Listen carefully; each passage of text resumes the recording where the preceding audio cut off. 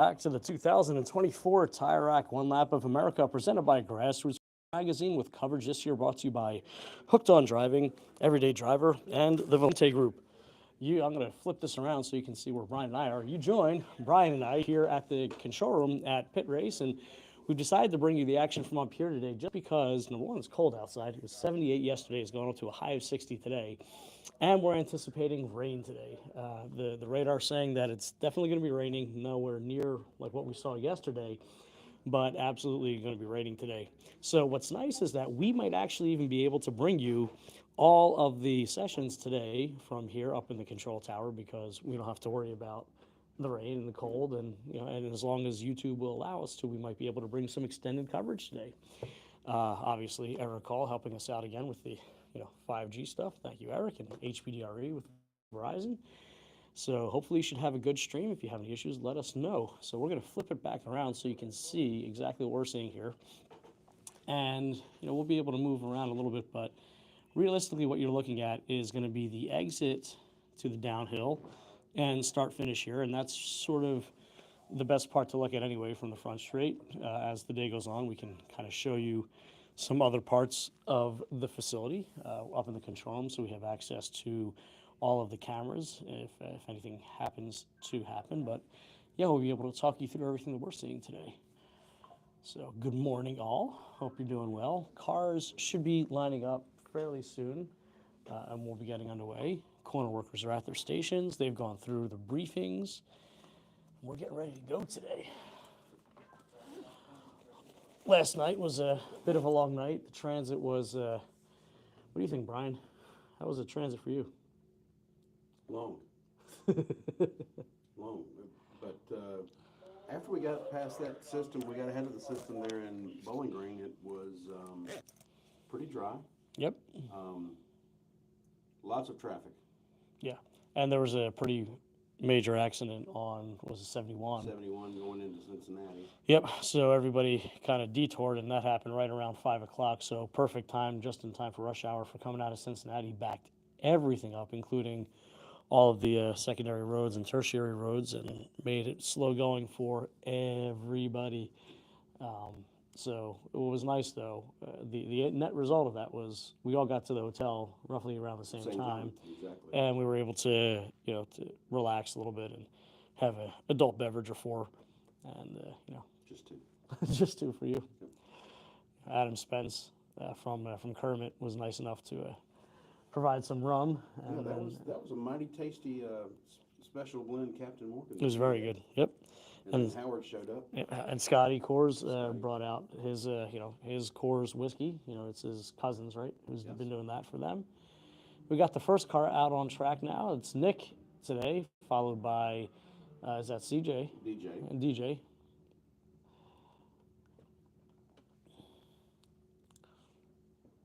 They snuck by up front, right? I didn't see. Oh, there we go. Let's see the next car. So we got Brownie. Yep. The Supra. And they had been fighting a few issues with their tire wear, not tire wear, but tire in general. They had a valve stem that was leaking, so they have that replaced. So good job there. And we got Chris Mayfield.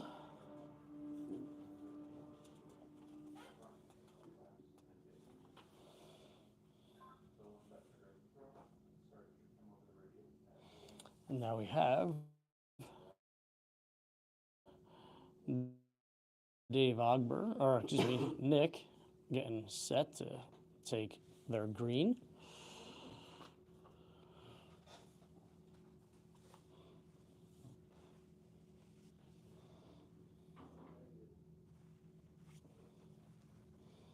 No, it's Jason. Good, a friend of the event and big Roush guy. Back from when we were running all the Roushes, 11 through 16 actually, right? Yeah. There we go. Dave Ogburn. I mean, Nick, it's going to be hard for me to adjust there, right? Yep. Not as hard as it is to adjust those tripod legs. There you go. We got DJ. There you go. DJ White.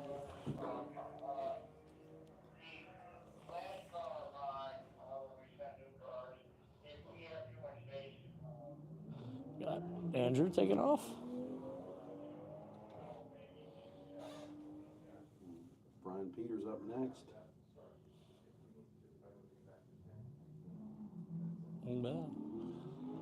Bit of an earthquake. Try to.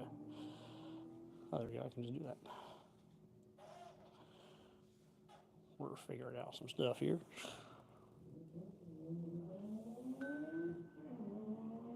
Chris away in the Evora. Yep, there we go. I can just pan that way.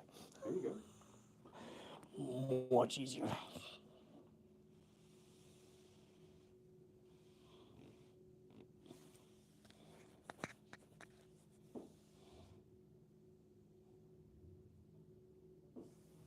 So this morning, Vegas odds are 751 if we're going to have a drag race this afternoon. So be sure to call your favorite bookmaker or go online and place your wager if we're going to be able to go over to Quaker City Motorsports Park and have the drag race for the first time since 2019, or if we're just going to pack it up and wait until 2025 to do a drag strip. Right. There we go. Got Randy Post, I see down there, taken to the pits. That pit. Dave, or Nick. There you go. I'll get it right by the third lap. Coming across, as you see Andrew Brownfield in the background there.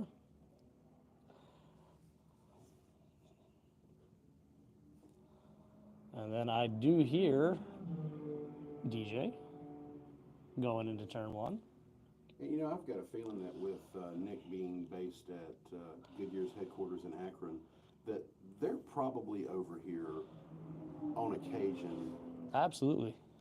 So Nick probably has quite a few laps here. I would venture to say you're probably right there. There we go, and we've got Brian Peters. Yeah, Brian Peters hurrying up to get across the line.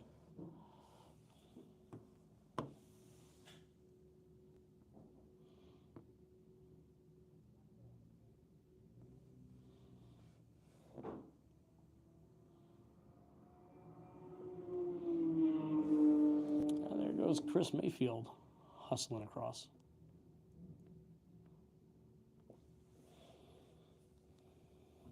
So now everybody's out on their second lap of 3. And it's interesting, you know, it used to be it was a really fast cycling track. There you go, Dave Ogburn. God almighty, I'm going to get this right eventually. Oops. And zoom in on the back there so we can show everybody what it's like coming down through there. There we go. Too much.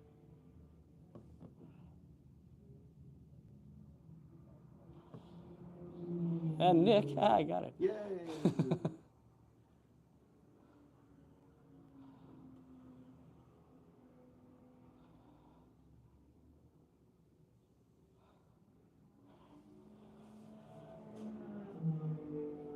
DJ beginning his third lap.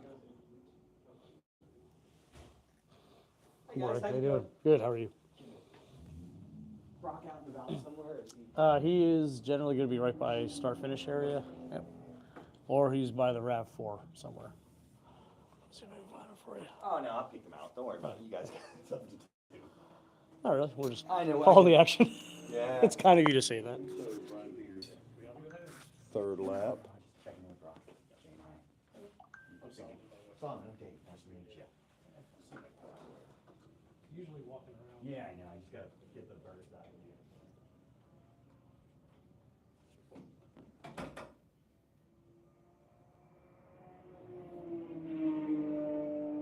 Chris Mayfield across to begin his third lap.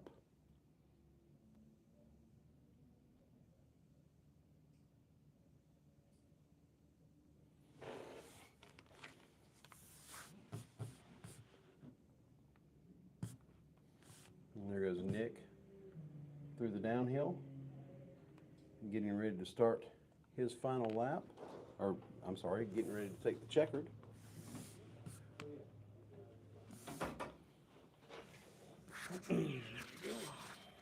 Ding. He's got a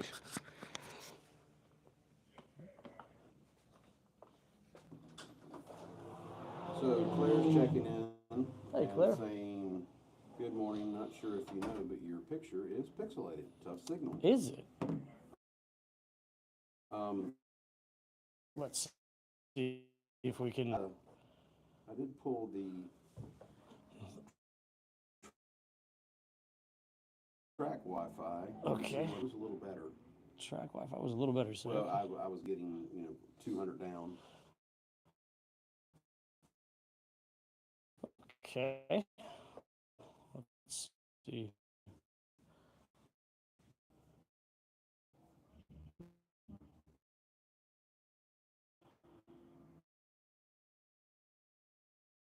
Let's see what we're pulling here because we should have. It shows we got 5G. Let's see how we're doing.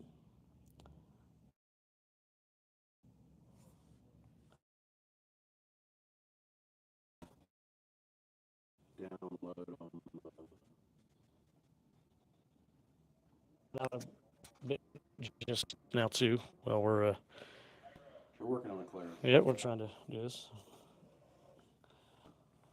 Try and move to the tracks. Oops. Live. Okay, much better picture, she says right now. So that might be good. Well, if you hear me asking now, why don't you let us know if that's gotten any better? Because I get the feeling we're probably right where the signal is anyhow. I would probably, you'd be safe to say that.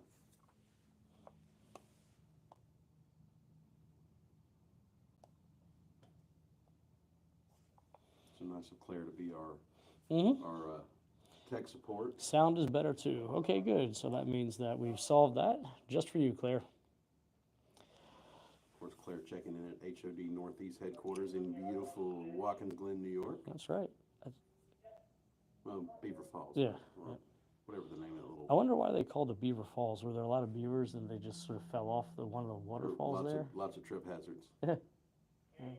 OSHA wasn't amused. This is true.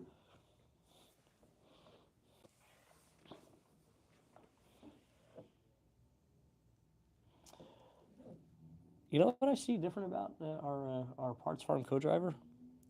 He doesn't seem to have sunglasses today. I wonder what happened to I wonder those. what happened to those. You know, I may or may not have been trying to hand signal Brian at It was 90 or 100 miles an hour. It was a point by that went devastatingly It wrong. was a full body point by that I lost my sunglasses at about 90 miles an hour. And I was not able to get them shipped to the track today.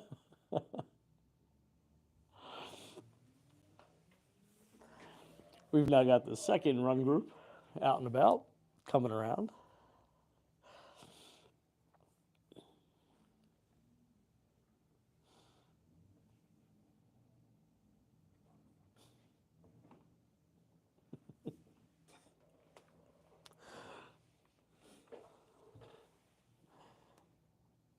If you have, let us know. They're somewhere on 71. I-71 in downtown Cincinnati. If found, please call Daryl Norman with JD Specialties. We are willing to accept parts of sunglasses. We'll piece it back together. Yeah. It's sort of like Where's Waldo. Yeah. So here. Well, It was so upsetting. come because closer because you can actually get into the mic then. But yeah, go ahead. I was able to watch them in slow motion leave and enter the highway. And for a split second, I thought, we could probably stop and get those. And by the time I got my body back in the car, I said, you know Crunch. what? Those are gone. Yes, That is now plastic confetti. oh my. Listen, it was even worse because this morning I was yesterday morning I was letting everyone try them on. They're like, those are really nice. I was like, I love these. They're my favorite pair so far. They weren't that expensive. Boom, destroyed. They're pretty expensive. They have two pair. We'll have a moment of silence to mourn the loss of Daryl's sunglasses. Everybody enjoying their morning coffee. Pour one out for Daryl's sunglasses. Please and thank you. So GoFundMe will be set up by the end of the day. Usually it's a different GFM. Yeah. But that one was- what's it called? So, you heard Brian say the name of your company there. Why don't you tell us a little bit about what Darrell Enterprises does here? So there's really two sides to what I do. One of which is trucking in all bits of the spectrum. So one side of our trucking company is heavy equipment and basically tooling relocation, and then the other side is automotive stuff, and that's what has allowed me to work with a lot of guys like One Lap. We're in collection management, event coordination. We handle a lot of arrive and drive shipments and toter home deliveries and trackside management for a lot of larger racing companies and collectors. So that's been fun, and that's kind of what started me off. And that then formed into proper car collection management, automotive procurement. So what I've And you want to call the action as your co-driver is about to take off. There we go. Actually, I sourced that car for us. There you go. We've sorted out the launch control, so that's great. Yeah, I see that because he had 2 days in a row where the launch control just went. "Bleh." Yeah, I just had to reflash the car. So we were trying to put 100 octane in it like 2 days ago, and the cob had just bricked, so I had to pull it out and basically turn it off and turn it back on again. Restart. Nice. You guys had to control alt delete the car yesterday as That's well. exactly right. Yeah.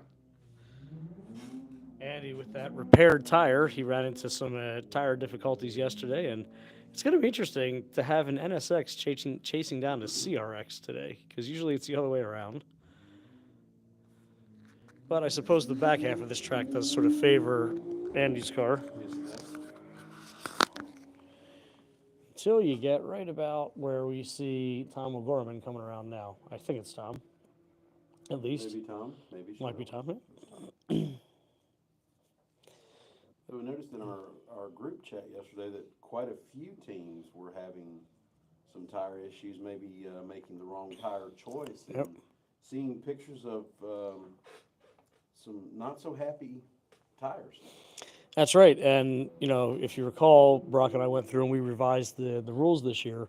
And we are holding hard and fast to the tire rule this year in terms of we're going to be looking at the end, make sure that everybody has the appropriate tire wear still on those tires.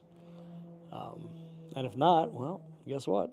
You're going to have a penalty. And you might not finish where you thought you did. Is it a threshold Correct. for actual tire wear? Or Yep. if you run into the cords? Yeah, if you run into the cords, you're definitely below the threshold. Got it. But no, it's I think it's what is it, 2:30 seconds we come down to? I'm pretty sure. I think it's either 2:30 seconds or 3. I think it's 3:30 seconds. I'll tell you in a second. I only wrote it. I should pull it up, right? Oh, Brian. Solomon goes, I don't make the rules, I just come up with them. Yes, that's exactly right. No, I don't remember the rules. I just make them. Yeah. There's your tire policy. No, ta-da. So we got that. Look at that. I don't know if it's actually in the tire policy. I think it was in the rules themselves. There you go. There you go.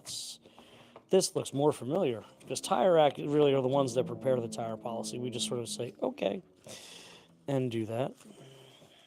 Andy just passing by start finish. Now we're awaiting the NSX. He is pulling off the He is pulling a NSX. little bit. So yeah. And Tomo going through the downhill, getting ready to complete his second of 3 laps.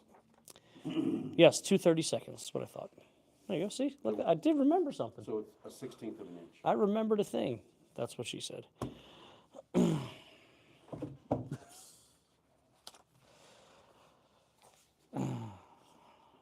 And that's all that was left of Daryl's sunglasses too. Yes. Tomo Tomo going 16. through. The only thing left of my sunglasses is the tan on my face.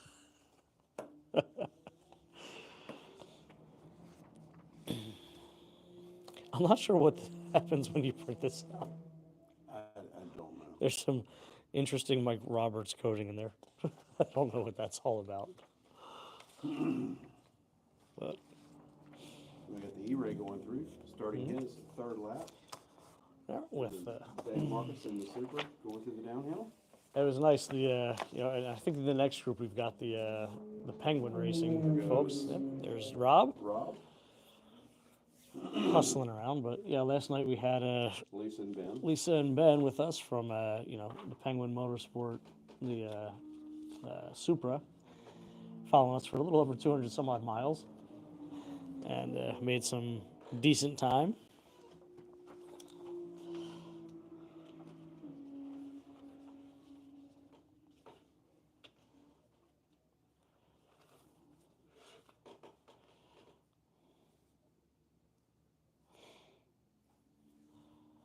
Yeah, they came up to us at the hotel saying that they very much appreciated the the expedited manner of which we were making our way to Wampum, PA.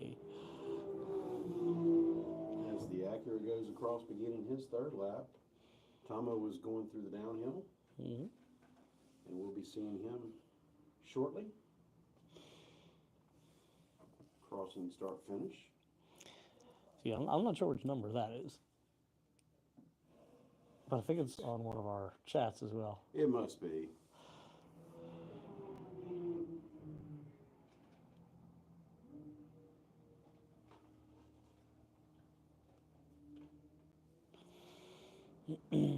Wow, Andrew flying around here, and Rob on the back straight. You know, the interesting thing is that little kink at the end of the back straight, you can take flat out. But the issue is with the cars going so quickly, there's not, I got it. There's not really enough time to get it slowed down for the last two corners. So maybe a little lift before then.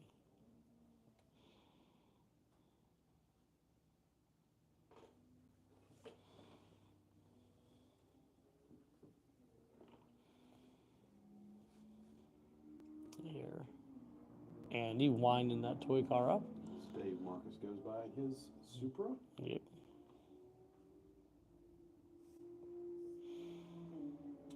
I don't think the Acura caught up to Andy like he thought he may have. Well, I'm assuming the Acura thought he wasn't going to, which is why he let Andy go first. So, because traditionally, you're right, we've seen them reversed in the order.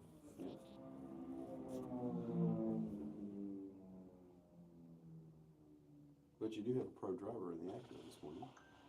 Yes, but Andy isn't a slouch himself, you know.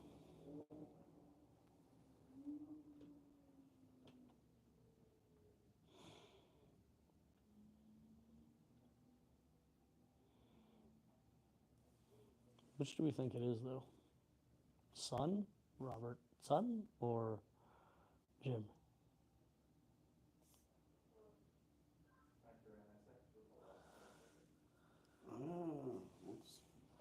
What's the 508 here? He comes from PA? No, I don't think so. Massachusetts. I think that's Mike Roberts. Oh, I know what it is. I get it. Now it all makes sense. Mike, we're slow this morning, buddy. Just because, and this makes sense too, because we talked about the crazy coding for a moment on the roll sheet. It makes sense now. I get it. He was watching. Mike Roberts, it's good to know who's lurking in the background. I can actually save the number. We'll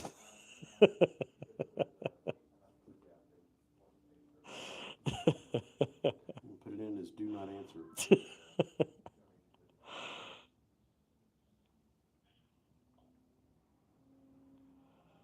Or put it in as ancient nerd who codes with an abacus. Abacus Coding LLC. Yakuza full exhaust with a Diablo. That works.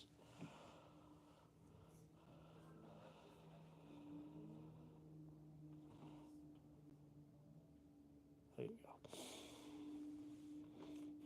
go. Let's see here. We've got, as we're on here, we should talk about our auction, because as we're sitting here, I've gotten a few more bids in place here. Let's see here. What's my tailgate? Your tailgate right now. I think a bid just came across for that. It did, yep.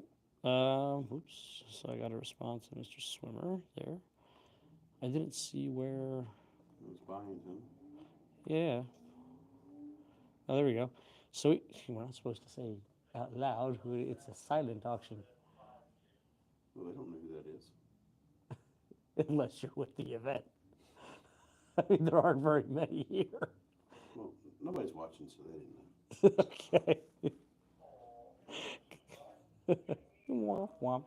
We do have a new bid on the tailgate for 1226. It's an interesting number, but one that we can update accordingly with. Official OLOA at gmail.com. I'm going to try and. Bid high, bid low? Could actually do some live updates here as people are trying to bid too.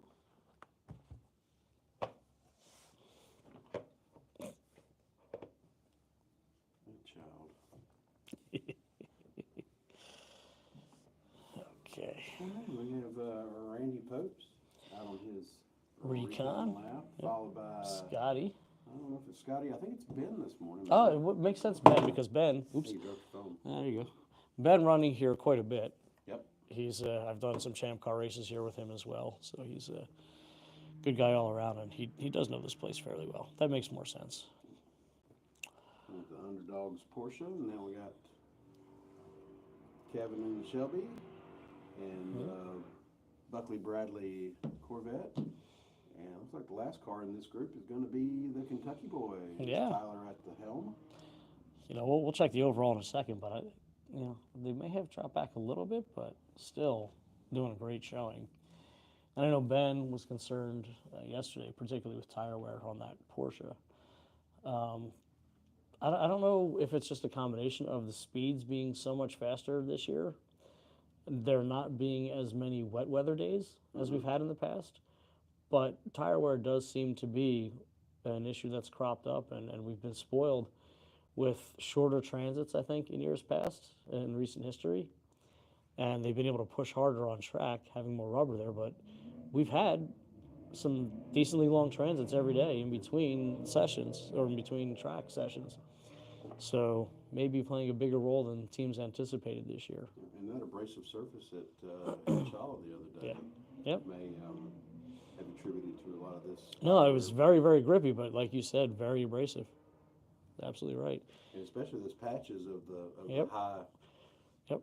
Well, I don't know if that was high grip compound. We talked about it later. What it appears to be is, as that track was created, the gentleman who had started it, again, kind of wanted it as his own track, and they, I see. So if you're still with us, let us know. He just wanted to kind of use it for himself. And asphalt, if it's not driven on regularly, it starts to get brittle. It needs to get exercised. It needs the compression. It needs to get exercised, and it wasn't. So 3 years later, he started needing areas of it needed to get repaved. So those are actually patches from areas that were starting to come up. So what we initially thought not the case, but now they are renting that place out. I think we were the second group that's been in there outside of their own track days themselves. And again, as they build out that facility, it's going to be a top-notch place. It's definitely not going to be our last trip. Oh, no way. Yeah. And I believe that Hedge Hollow is going to win favorite track of the week. I think so.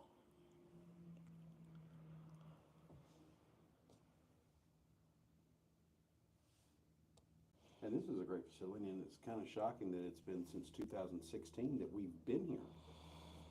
Hasn't been that long. Yes, it has. Okay. It was the year that we had the Roush Stage 3 Mustangs. Oh, yep.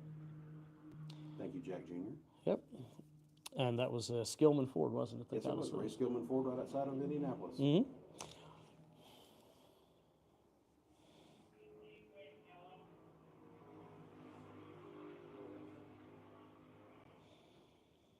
Okay, so what I'm going to do now is I'm going to try and get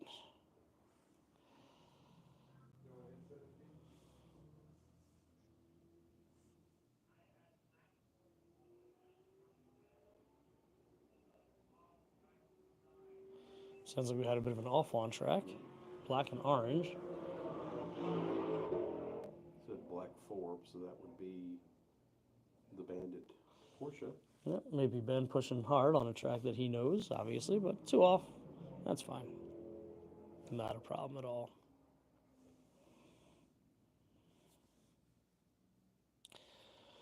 We've done worse.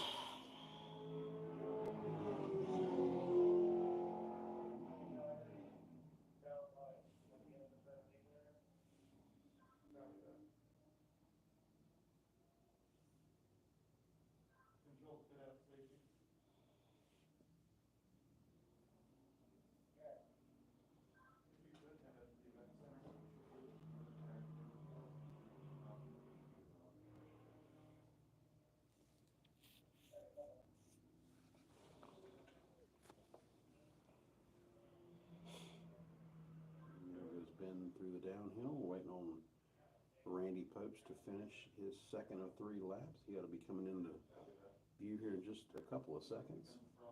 I hear him climbing the hill, and there he goes.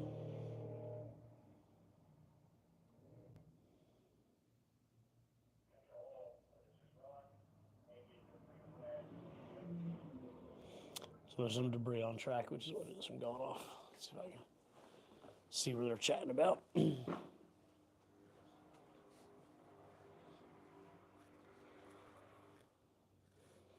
on the screen behind you. There's the dirt. Yep, there we go. So let me grab the, show you guys exactly what it is that we ran into. So we had somebody go 2 off, looks like. And right by the corner station, we got our, right about there, we got a bunch of debris on track. So you can get a sense of what we're watching.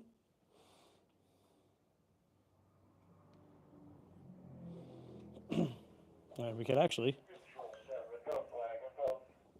kind of go like this. And you can watch one quarter.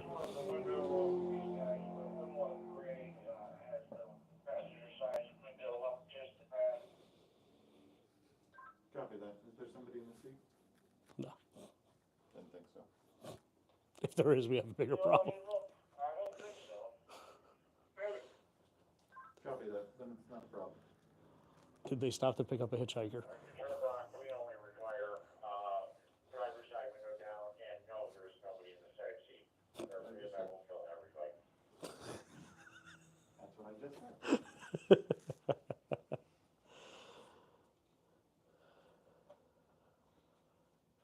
If you want, you can see, I can rewind the video and I can show you the off.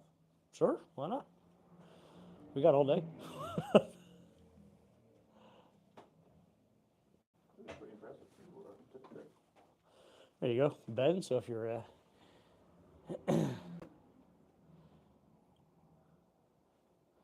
oh, that's yeah, that is Ben. So let's go back for a second.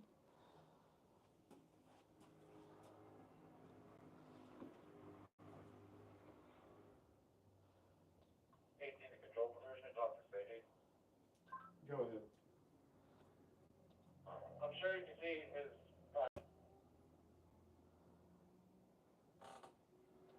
You're over 3,000. Oh, he was in the grass. I just saw that. He was very in the grass. I'm sure you can see his path of destruction. Oh yeah. You went on a journey. He did. I did that during a champ car race. The exact same thing. The path of destruction. Yeah. It sounded like it was a tornado. It's a Benado. A Bandito, yeah. So there we go. There's Kevin. Go ahead. Oh wow. I thought it was JD. Oh, it's JD. Yeah. Exposed, the guardrail's exposed, so we'll have to send forks out to bring it back up. Oh, Copy that. Do we need to do that now, or can we do that during lunch? I know the answer to that. You get it, somebody hit it now, so they'll hit it again. was JD hit something?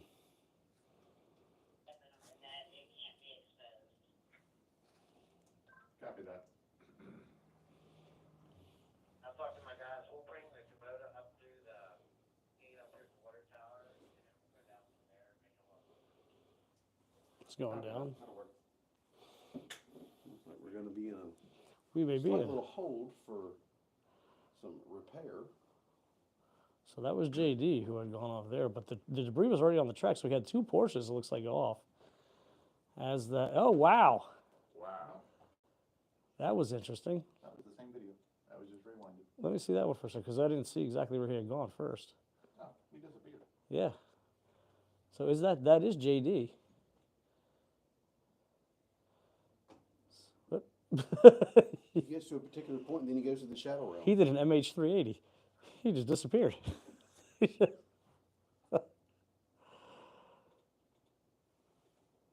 So it's exactly what we were talking about for that final corner. You know, you really have to, you can take the kink flat out, but you run out of room to brake if you do. And I think that's exactly what happened, because I see, right, that is JD. Yes, it is. So, you know, he came through the kink into the final corner and quickly found out that there was no room to get that car slowed down. And he turned the wheel and the car said, nope, and just pushed him straight on out.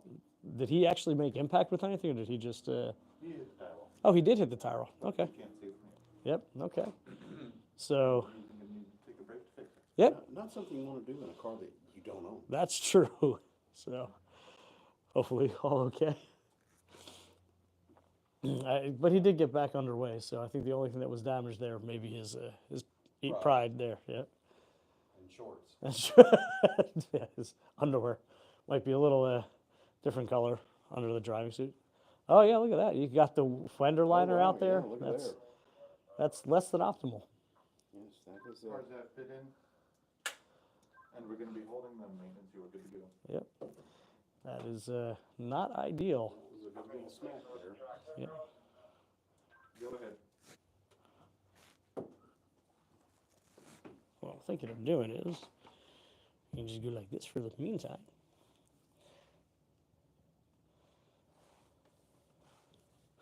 Brian dancing in the background there.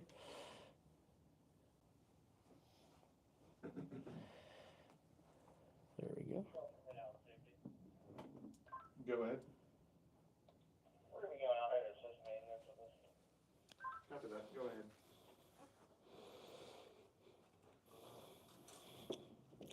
So, well, we got a downtime. We've got somebody else we could chat with here. So we got race control. Brian, want to give it? Want to enter your track from the tire trailer? You said they knocked over a cone? 5 seconds in addition. Copy that. Is it in the track?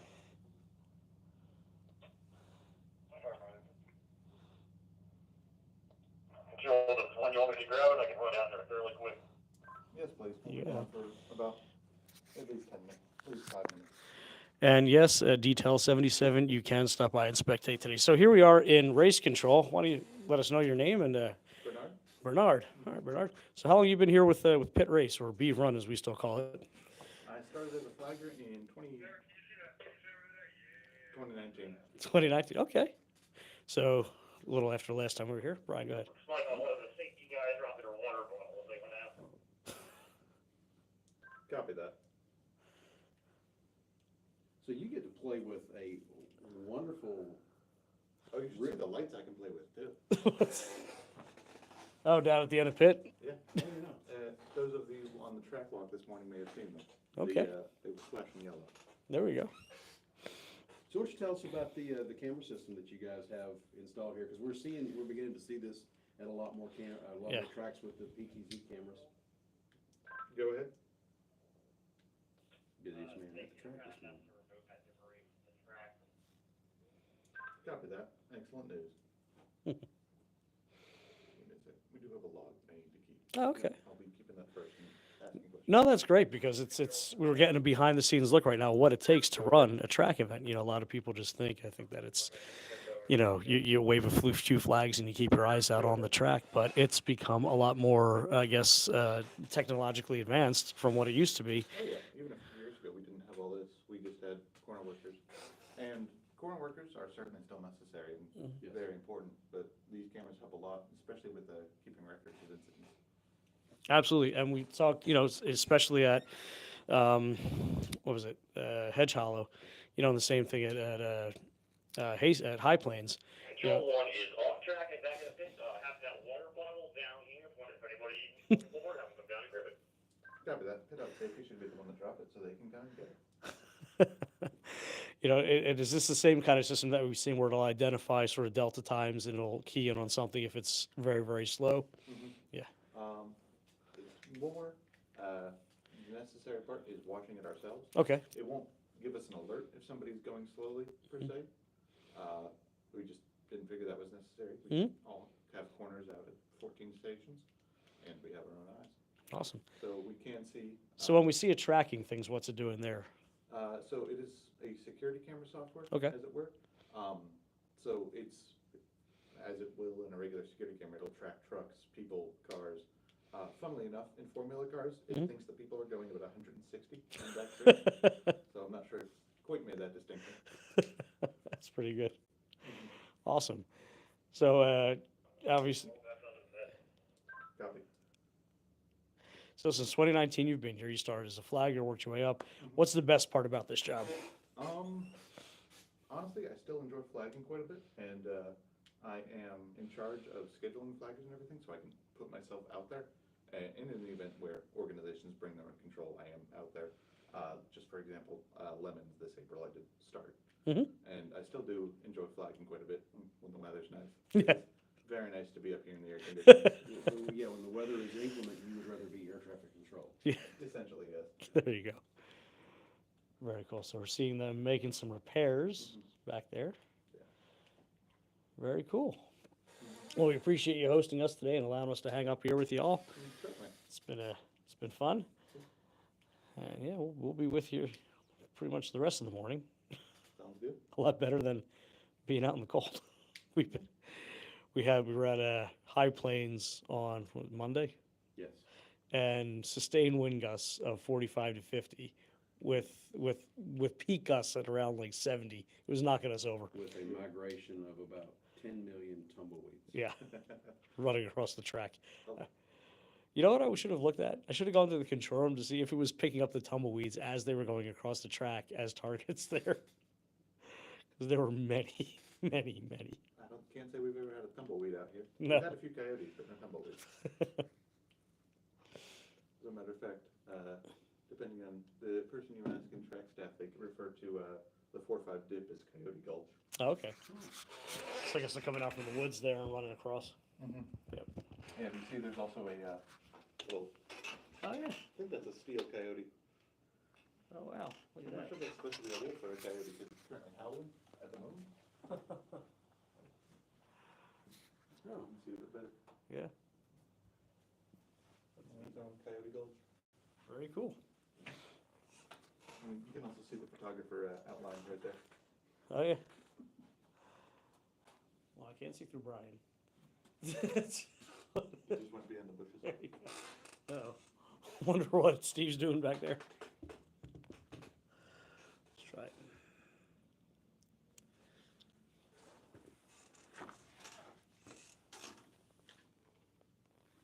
If memory serves, the last time you guys were out with us was 16? 2016. 16, yep. okay. 13 and 16. Yep. So just as the south track would have been completed. Yeah, Yes. yeah. So we were here the first year there, and we put a car right into Coyote Gulch. The first lap there. A very fast GTR. Mm-hmm. Formula. So what do you think is your favorite series to sort of work with here that you look forward to personally? As some of you I'm sure know, we have the Pittsburgh Vintage Grand Prix. Yep. And it's not necessarily my favorite series to work with, but the cars are certainly my favorite part. Mhm. And walking in the paddock during the lunch hour is always fun. Yep. Because you see a bunch of stuff. Like the Shelby American Auto Club at SAC was here last year. Mm-hmm. And it was always cool to see some of the 427s. Yep. Yep. So I'm guessing Dan Control Ryder. interested on North Green. Control to safety, do you have an estimate?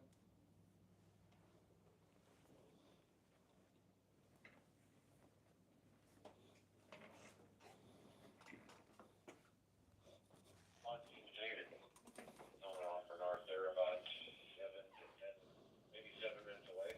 We're just zipping into tires right now. Copy on possible 7.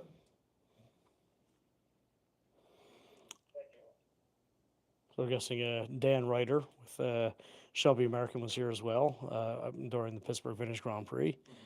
Yeah, we have some history with Shelby. So yeah. It's kind of funny that you mentioned the Pittsburgh Grand Prix because we have a one-lapper who also attends the Hooked on Driving events in the Southeast, Herman Porter, and he's coming up. And he had called me before the event and said, hey, when you get to Pitt, can you run down to the South Paddock and kind of get me some pictures or video of my parking space to make sure that my trailer and motorhome are going to fit in there? So when we got here, kind of ran down to South Paddock and scoped that out for him. We have all the dimensions of the sites on the website. Well, he got the dimensions, but he wanted somebody, feet on the ground and. Makes sense. He doesn't trust the internet. That's what it is. Repeat that, please. As one should. Control from pit out, Pete. Go ahead, Pitt out. Repairs are complete, we're moving. Copy that. That was the fastest 7 minutes I ever seen. Good on them. Oh, you know what to say. Under promise, over delivered. There you go. As we see the truck making its way off for making those repairs. I'll tell you, I was here a couple years ago doing the Champ Car race with Josh and Steve, and a little funny story while we wait for the truck to work its way back in, and we picked up Josh Pashis from Nothing Leaves Stock. He was working on a lobster boat for a week or so, and he came down with fresh lobsters, and I picked him up along the turnpike. He met us there, and we rode out the rest of the trip here, and it was wonderful. So old man Steve Lanick, who started the event with us this year, but sadly had to retire with the car not working. Fire rescue or off track. There you go. So he had a few adult beverages. Maintenance truck and trailer or off track. Copy on all personnel off track. Corners is during years and we can't go hot. Hearing that, control the Brock, you have the track. So after the adult beverages, Steve decided to very loudly shout to the entire paddock, informing them that we had expletive lobsters. What are they eating tonight? Repeatedly. So Sounds like something old man Steve would do. it was hilarious. We had a great dinner that night. It was drawn butter, the whole 9 yards. It was great. But you had to crack the Copy on lobsters truck on open track. with Just vice reminder grips. 7, you'll be calling the pack clear once we do check. Vice grips and lots of other things, whatever we could, kind of use from our toolkits. So That's right. it was a true track rat lobster dinner. So we've got cars going back out on track. There you go, cars circulating on track, getting ready to take off now. I think the strangest thing I've ever used to de-lobster a lobster was channel locks. Yeah, we probably had a set of those somewhere. Cars on track, one car silver, I-3. Copy. It was drawn butter with a distinct aroma of brake clean in it. It was wonderful. CRC on there. So, What's a good lobster without some carcinogen? exactly. Yeah. Used to be a smoking lounge. Yep. Now it's just brake clean. There you go.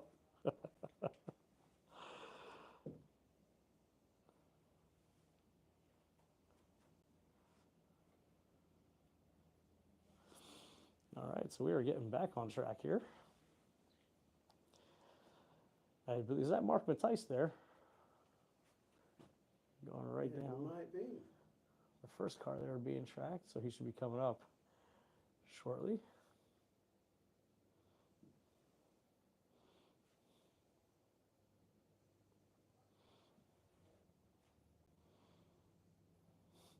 And hence, See what appeared to be the. there you Here go. we go. That Let's should see, be coming him down right the there. hills, like we got the Smoko Camaro, Yep. and then looks like the Penguin Garage Supra.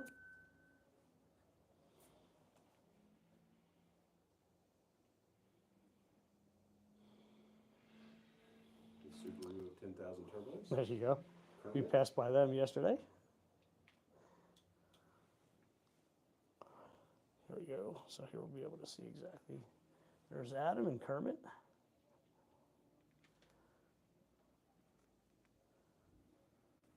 There goes Mark Matthijs in the M4 Yep. for the downhill. That is he. Looks like the Team Unicorn Racing Supra. So we should be able to see Mark coming down here in a moment. There he is.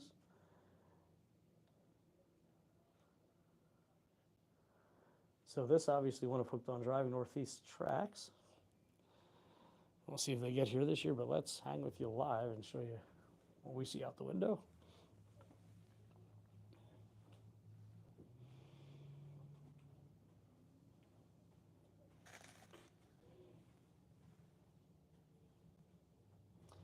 There's that Fields Auto Works Cardinal Coupe. Back and put together as the Smoko Camaro takes off. Lisa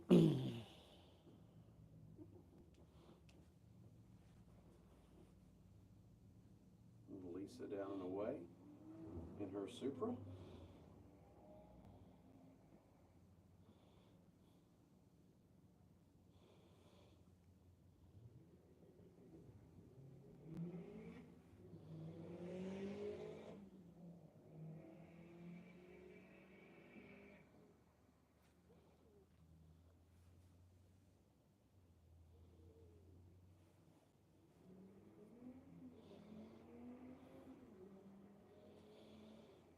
There's Mark. Mark Matthijs, a name so cool, we got to say it twice. There we go.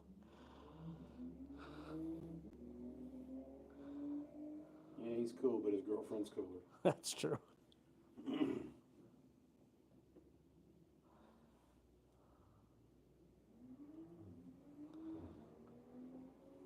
And there goes Eric Shamer. There we go. So they are His Supra. down and away to start their run group. Looks like everybody behaving for the most part.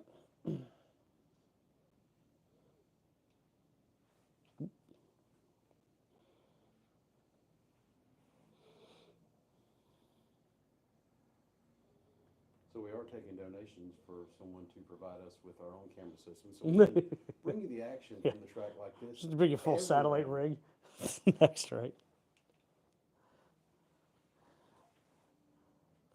I'm assuming then you could have external feeds tapped into this stuff to watch. I would imagine so. We've never done it, but I would certainly think so. There you go.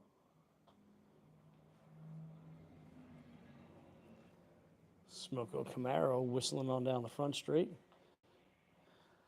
So, want to hang here? Or you want to go back this way? I can work on the. We'll go over here and let him. Control B right now. Thank you very be much out of for. Bernard's hair, so Yep. we're not interrupting him. We'll go back to our spot here, so this way we can get some of the auction stuff done. Mark Matthijs on the back straight, coming right down.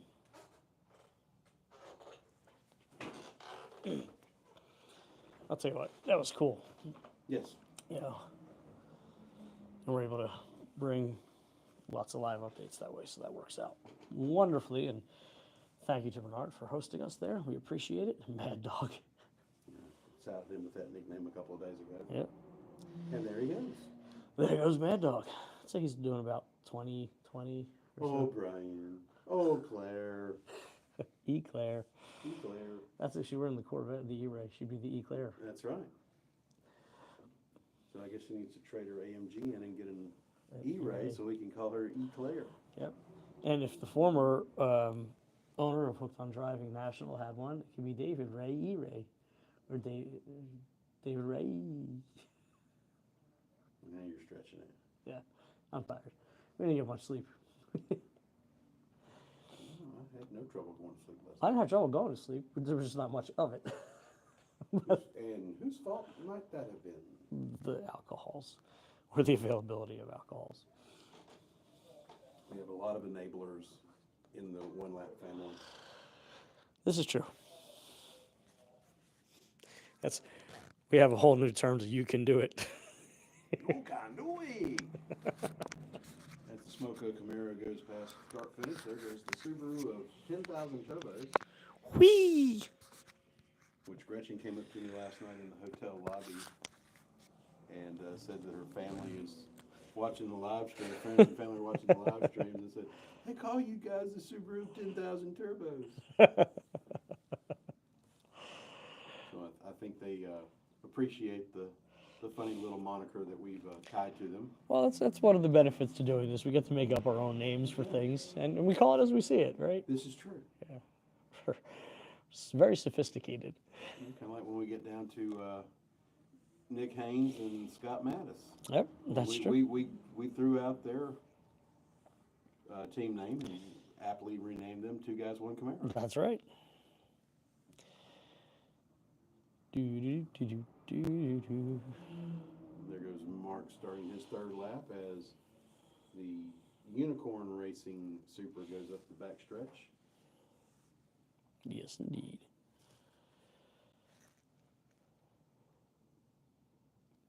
I think somebody turned on the AC. It feels that way. Claire, to our getting rid of the AMG, she's like, "Oh God, no." But why not? Because Claire is a fancy lady, and fancy ladies deserve fancy cars. The E-Ray's fancy, just not in like Michelin livery, but but the AMG makes a good noise, and the E-Ray Does not. does not. I had such high hopes I just- watching that car, and it's just In fairness, and maybe we'll get a chance today. We'll see. Taking a checkered flag now to finish off this run group is Smoko Camaro, and I spoke with the Michelin gentleman. Got me at Hedge Hollow, and they said, "Well, we want a chance to show you what this car can actually do." I said, "Okay, bring it on." Because in my experience with these vehicles so far, they could be better. So let's see. I'm open mind here. So they are off-site charging right now. So we're getting a message on the Discord server that Chad Martin and the Tesla are off-site charging. They're going to see what they can find to help out finding somebody some oil. Always helpful. Yeah, John Hogan, that's Brian Peters' co-driver in the Smoko Motorsports Corvette, Okay. or as they call their team, we just came for the Autocross Yep. in Brian's Grand Sport.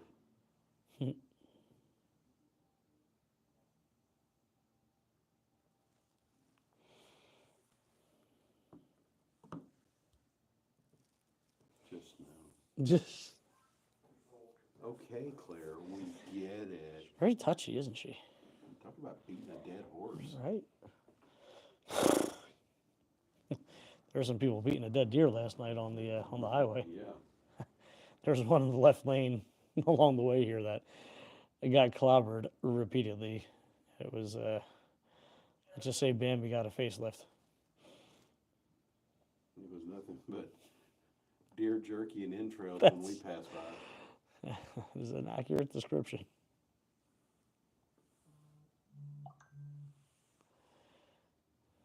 Chadmore, any preferred flavor?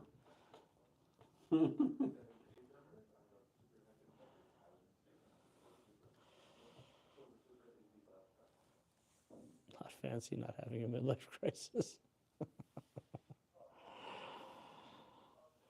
There's always time to start. You're nowhere close to having a midlife crisis. Yeah, it's a quarter life crisis. That's right. Or if you're Moses, an eighth life crisis. Let my pension go. Oy vey. Wait, we have a picture for that. Yes, we do. Doo-doo. Oh, folks, the silliness that is one lap. After you do it 13 times, you just become numb to it. Oy vey!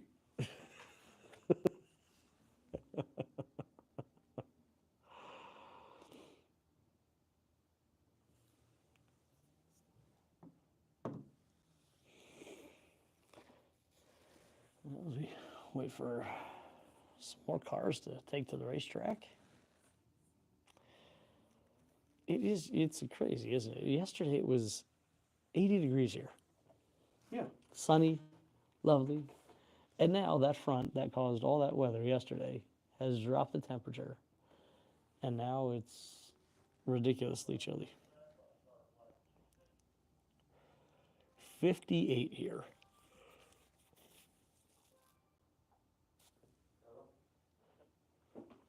And then tomorrow, forecast we're looking at least it'll be a dry day. High of 66 though. So not terrible. Because we are going to be outside all day tomorrow. There really is nowhere to stand or sit inside like this. We can park the truck on Pitt Road, kind of cattywampus, and get the front stretch and that carousel around on the backside, and Yep. if we have to. That would be roughing it, but I think we could probably take one for the team. We've taken many for the team this year. This year has been. We took a tornado last year. We've taken wind and windburn this year. I mean, it's been a year.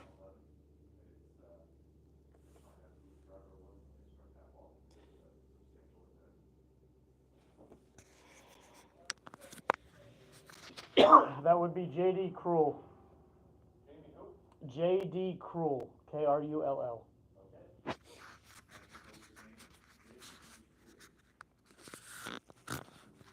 So quick reminder to you He's guys in to a watch red this driver suit. today. Looks a little bit like Santa Claus without the big beard.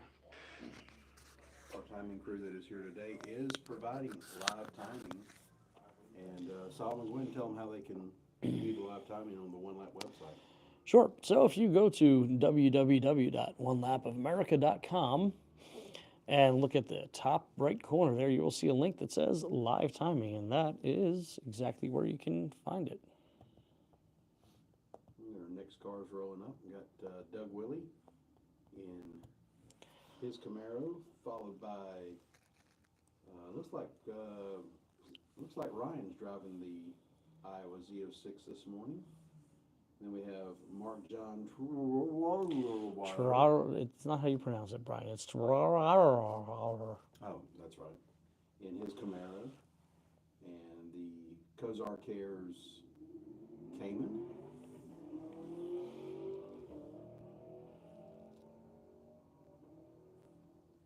And looks like Ed Bliss in the Michelin Cadillac.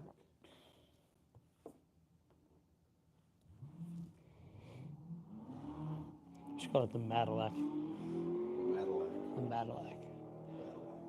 I think he's a little Madillac that Mark Matthijs in that same luxury sedan category has been. There's a couple of Groupalacs in front of him. He is.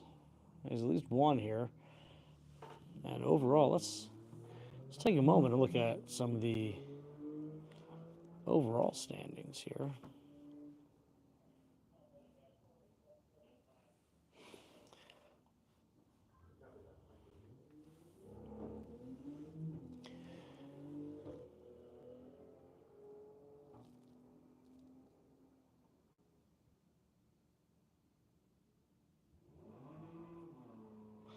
So as we look at the overall standings, it is obviously that Team Goodyear in first place with Team PGR in second place, only separated by, let's see here, 35 points.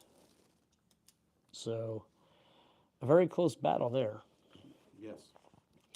And then, there's a significant delta to then that quality time racing car of Tomo and Shalil. So I think the battle really, really is between, Goodyear and PGR this year. And so we've sort of got arguably one of the best examples of internal combustion, obviously boosted internal combustion, versus the electric vehicle, the Team PGR Tesla.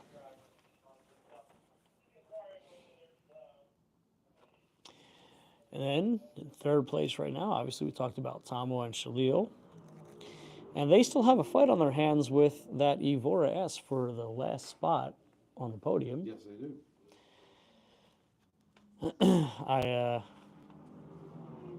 We'll have to see how today went, I suppose. So we can do that. So we can go over to live timing and check out the difference here. So at Pitt Race, we're starting the engine, and provisional results have the Tesla pulling today on the 911, so shortening that gap from the first session. But believe it or not, guess who we have in third right now? That would be Daryl's co-driver, who was sitting here, making the car lighter without those glasses, pulling a third place overall today so far, provisionally. I mean, in front of Lear, in front of Tomo, in front of Peters. I mean, that's haul in the mail today for him. Yeah. That's fantastic.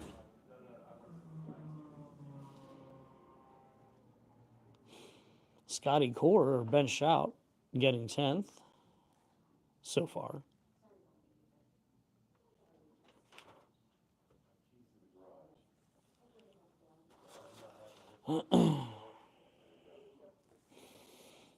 Going down to, let's see here, the Evora versus Tomo. That's not going to help them in that battle. The Evora only placing down in 11th, with Tom O'Gorman and Shalil coming in 5th. So that is going to help them extend that gap. So it seems like Tomo and Shalil, and we know tomorrow at Putnam, Tomo knows his way around there, Yes. regardless of the condition. So that's going to mean that I think third place is potentially getting locked up there. So the battle really is going to be at the pointy end of the field between the Tesla Plaid and that 911. Yeah, it's really Best lap time so far. So far, we've got a 150, 194. We've got our track manager here. You can say hello to everybody. Oh my gosh, I'm sorry. Did That's not know okay. you guys were live here. No, it's fine. We like it. This Yeah, is no. people get tired of listening to us all day. So Very cool. We had Paul Menard here a week ago testing for Trans Am, and he was laying down 135 lap times. So I was just curious to see what you guys got going on here. yep. So and that was an electric vehicle. That was the Tesla, the Plaid that you saw go out in the first run group. Pulled off a 152.94. Looks like it was the fastest time for him today. Very cool. Appreciate you guys. Yeah, no problem. Thank you. Obviously, and why don't you actually hang with us for a second if you don't want to? He's running away. Big football player. Big, yep, exactly. It's true. So, in this run group, let's see here. In the last run group, actually, we had Mark finish in second place, it looks like. 59.1 was his fastest lap. It certainly looks that way. Let's see, who was it? But what's interesting, his fastest lap time, faster than everybody else's in that session, but the Cume time is what did him in there, it looks like. Yeah. So Sheemer, you talk about a margin, right? Well, so it looks like Spence may have gotten him with the Cume time. No. Yeah.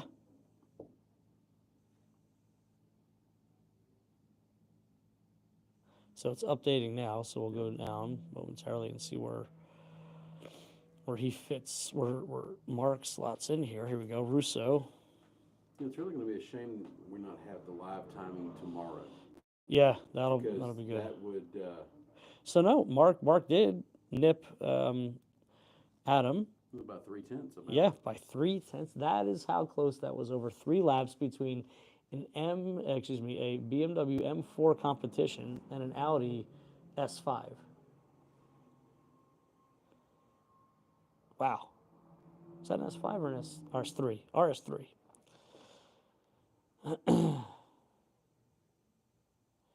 Mike Roberts saying, I'm going to assume he means cumulative time, is how they break ties. Okay. Webmaster extraordinaire Mike Roberts checking in. Yep. I guess he's making sure that we're keeping things honest here. No, we break the tie. As with all media, what you hear is obviously the right thing. That's right. It goes rock, paper, scissors. Yes. And if you tie there, then we go to Indian leg wrestling. Yep. And then if we still have a tie there, Then we're we go supposed to get- no, we then- go to West Side Story, dance off, and knife fight. No, that's only after the baseball bat, where you have to drink and then, put your head on the Oh, yeah, baseball bat, run spin. around. Yeah. Yep. And you have to run across the paddock while Fred Edelman's driving around.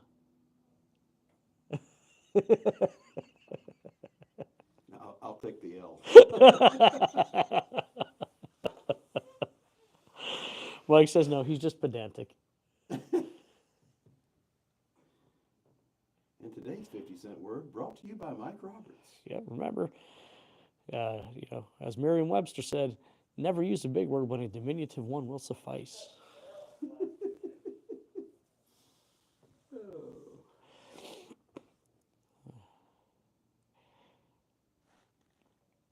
Do you know what word in the English language is most often pronounced incorrectly?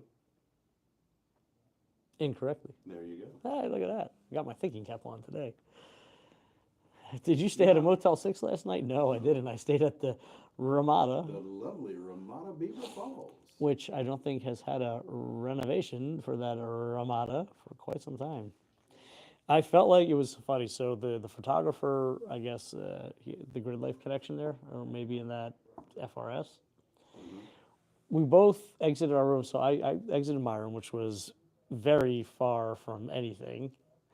And he exited his room as I saw him coming out, and we passed each other, and we were both looking for the elevator this morning. And we both reached opposite ends of the hallway from where we started. And we turned around and we met in the middle.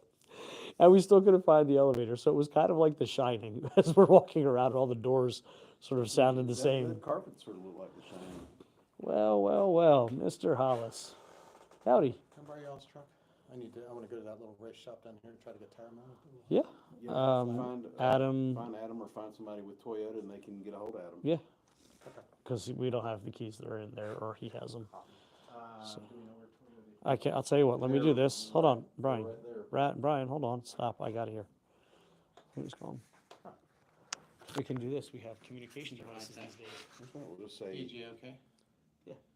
I mean, I think his car's going to be bruised, or more than his ego, or vice versa. Is it like terminal on the car or just kind I of? mean, the liner was definitely out of the fender. Defender on the front. But Hey, they'll continue. So Andy Hollis needs a ride to the tire shop. Would you be able to ride him over there? We're right by the tower we're. Thank you very much. He's that really cool looking guy in the red and black jacket, with the He drives the look of white concern. CRX. Yeah, he's driving the Jelly Bean. He's standing next to us. I'll set him down now. Sweet. Thank you. Over there. Is that who we're talking? That is not who we're talking about. No, okay. He's down at the bottom. He's a tall guy, beard. He'll be getting in the truck. That's how you know it's him. He was the Honda nerd that works for Toyota. There you go. He and Adam had a long discussion on Thursday afternoon about Andy's car. There you go. And Adam was nerding out over I see. the technology of Andy's wonderful one-lap CRX. I understand. And look at there, we have Nick. What's the matter with you? Actually, yeah, we do. I thought I saw Nick up here a second ago, though. So Nick Amato from the Hart Racing team out of the Honda plant in Marysville, Ohio.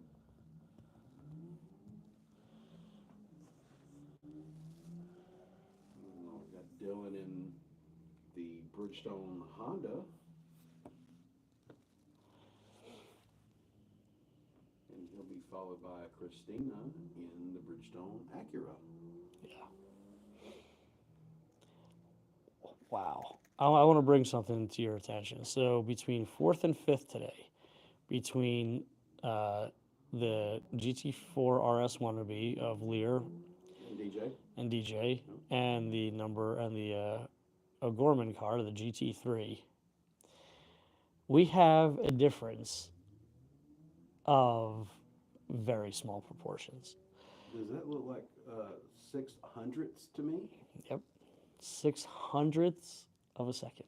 on the cumulative? Yep. Wow. That is tight. That is amazing. That is German torqued. I mean, Tight. yeah. It goes back to sort of what we've been talking about. When this event started, it was road cars, and that people, would try and take cars that were suited toward the track. But we're seeing such great times and such close competition. So, really, really cool this year. Well, you go back and you look at some of the old one-lap videos when, say, Diamond P showed a week-long synopsis of the event. Yep. Back in like 1981, you had people that were Yeah. driving Chrysler LeBarons. Yeah. Yeah. I mean, our good friend John Harrison doing this in an LMO2. Well, not exactly this, but because we didn't have the track components then.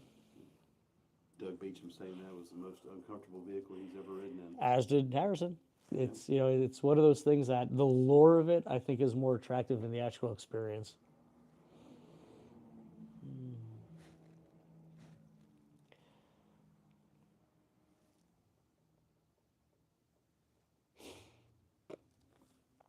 So I keep It's getting. really neat to see those old videos and some of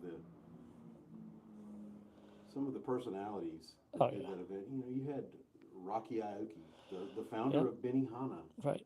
Just bringing the most outlandish vehicles, and he'd have a built-in microwave to where he could cook Benihana dinners. And Chris Palkert, one of our timing and scoring crew, he's with the other team, the other crew that we saw yesterday, found that on LinkedIn, excuse me, LinkedIn, goodness gracious, on Twitter or X, and posted up the link for it now.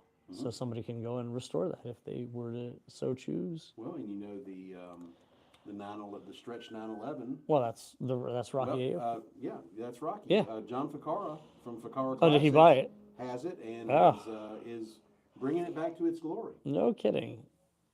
Well, that's scary.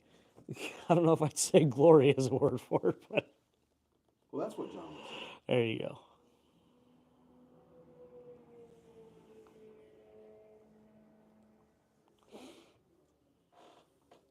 And of course, in I believe '91, Tim Allen from Home Improvement Yep. did the event Yep. with Steve Saline. Yep. They were partnered up back in the '90s in Trans Am. Yep. That's right. I mean, look, we've had Jay Leno do this event. Back when it was Ken Block. Yep, did Ken the Block. We've had Le Mans winner Hurley Haywood Yep. do the event. And we've had some American heroes do the event. We had Marcus Luttrell out here do the event along with Travis Pastrana, 2019. And after that, we never drag raced again. That's right. They broke our drag race. Dang it, Marcus.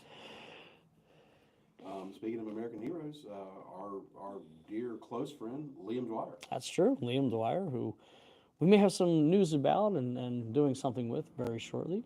Hopefully we can bring you that maybe by Friday or Saturday. Today's Thursday, so that's tomorrow. He's finally getting that brain transplant. Yep. Do, do, do, do, do, do, do, do, do, do, do, do, do. Liam enjoying life down in And his wife. and And his wife. down in South Florida with baby Connor. Yeah. I wonder how he's enjoying the in-laws living with him right now until It's- they get their yeah. house built. Yep. But it's been funny. So, Liam, I never would put down as a penman, but his descriptions of life with Connor and him getting to grips with it, if you follow him on Are Facebook, incredible. they're hilarious.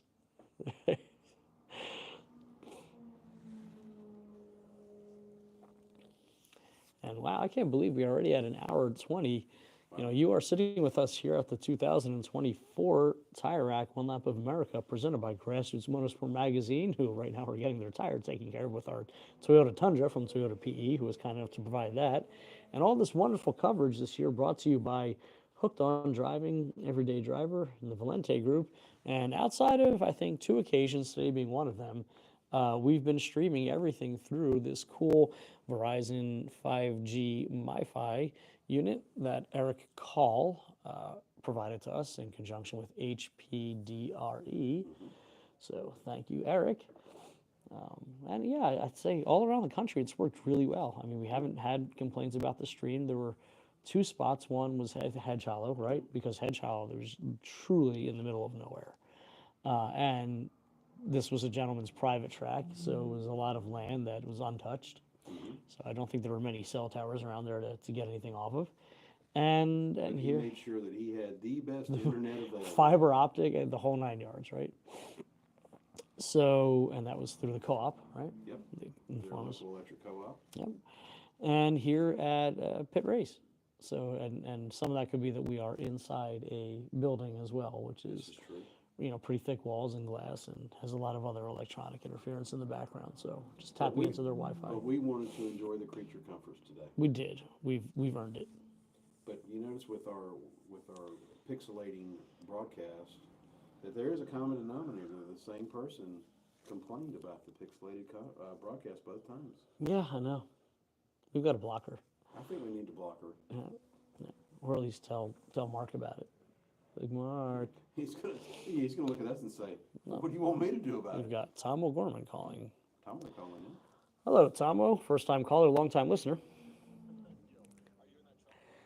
I am not in the truck leaving right now. That is taking your friend Andy Hollis with our co-driver to go take care of a tire.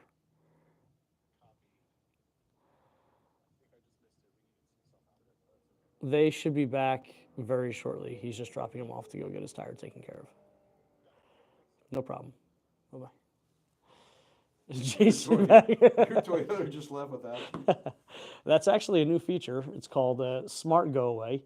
Instead of Smart Summon, we could just, wave it off and it can go do some other things. So And speaking of common denominators, 2 days in a row that our truck has gone without us. has left the track.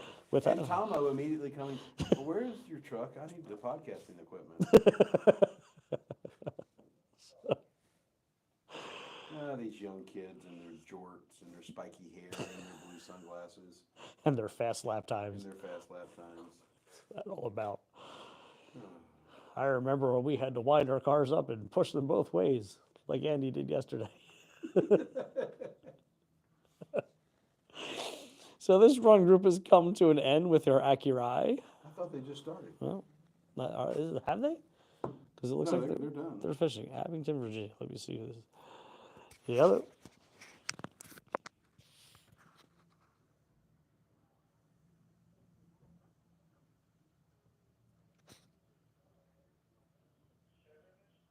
Yeah, can you try that in English this time, please? No idea what was going on there. Oh, you shouldn't have put it on. Put on speakerphone. I couldn't, if it were clear enough, I would have done so, and then we could have had some fun with the telemarketers.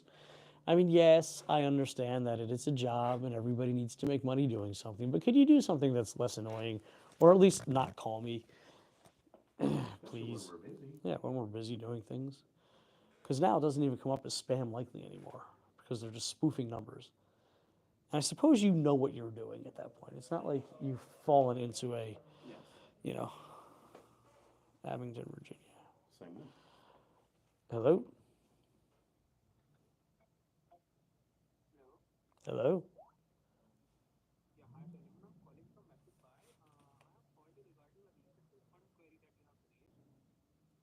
For what?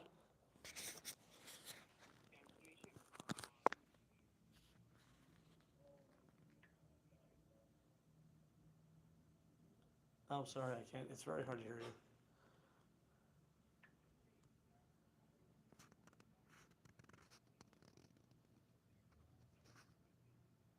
Okay.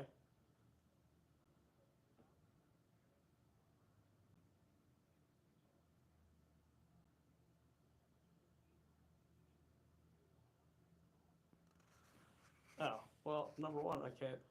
Sure. Um, the program itself wasn't exactly what we were looking for, and we didn't really get a chance to actually use it to its full capability, and we opted to go another path. So, we had no interest in that. So we've got the next run group circulating on their sighting lap. There's Steve Loudon in his GTC 4 Lusso.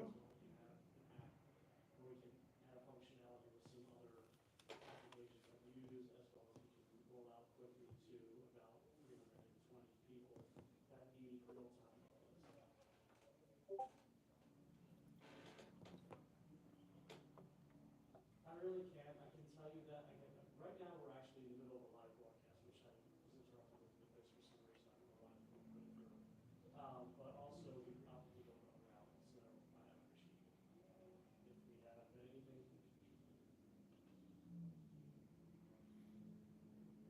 So this should be Tony Song in the Sierra Lima Oscar Whiskey Cayman GTS.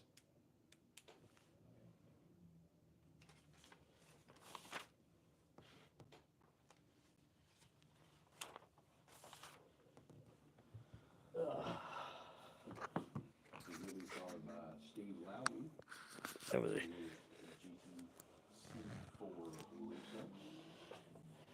So that was a different number, actually, slightly different. That was because before the event this year, we were trying to build a mobile app so we can give that to everybody to incorporate the live timing as well as a host of other real-time updates for the event. Didn't quite go as planned, and we canceled the program and the subscription that we were doing for it to try and build it out. And they felt the need to call me and say, no, but we can do it. I said, no, you can't. We tried, and it didn't do what we needed it to do. And I don't need you to try and sell me on something that isn't what it is that I want. That's right. So the answer still remains no.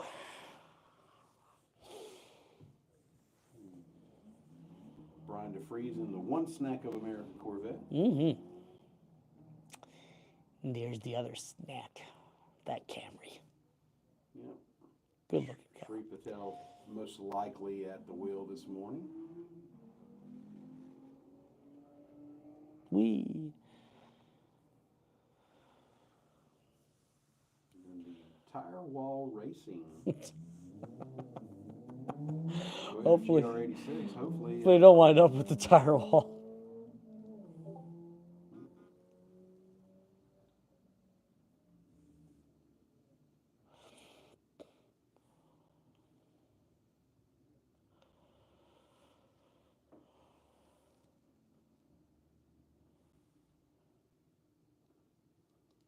So we've got everybody out on their first lap. And Solomon's looking over the auction items to Yep. see if we've had any. I'm going to start updating it a little bit as well, and I'm going to go to our Facebook page, and I'm going to copy the link over so this way it can go into the YouTube broadcast as well, the social side of things. You are now free to move about.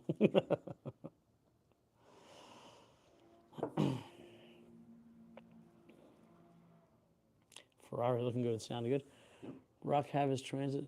So Jason, I'll be happy to chat with you over lunch, but no, Brock does not have his transit van here.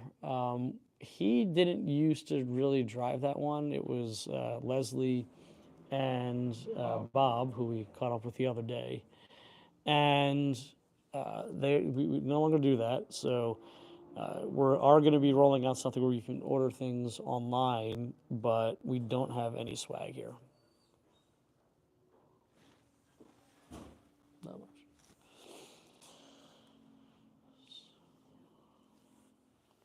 Do.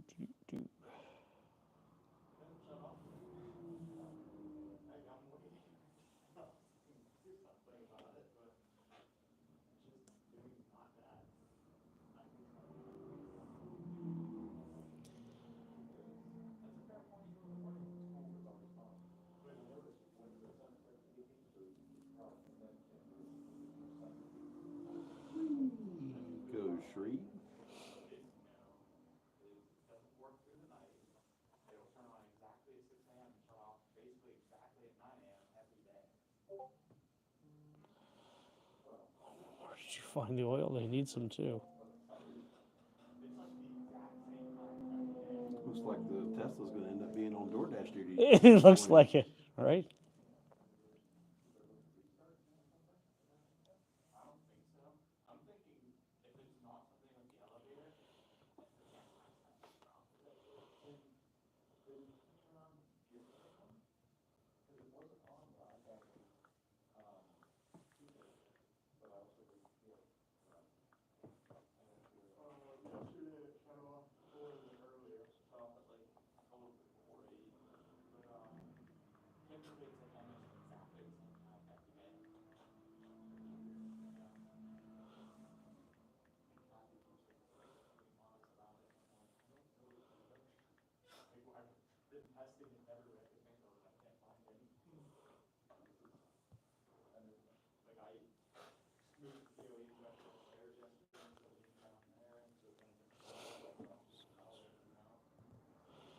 Sorry, we are working on some back end things here as cars are circulating on track right now.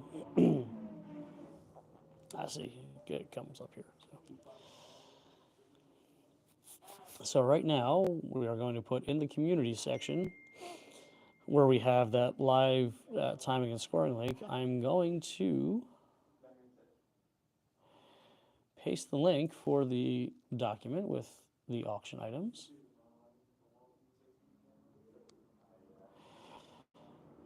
There we go. We just had a pass like Brian DeFreeze got around the Supra here on the front stretch. So if you are now here on wanted a dun sticker, oh, I don't know. We don't have very many of those left. That was sort of a limited edition Yes, it deal was. back in 2012, 2013ish. But yeah, we don't really have very many of those left, or if any. I noticed in South Bend there were a lot of the old stickers that we used to have in the big tackle box of stickers that Brock would bring. Yep. Those have been dwindled down to like just a small Yep. tote. Yep.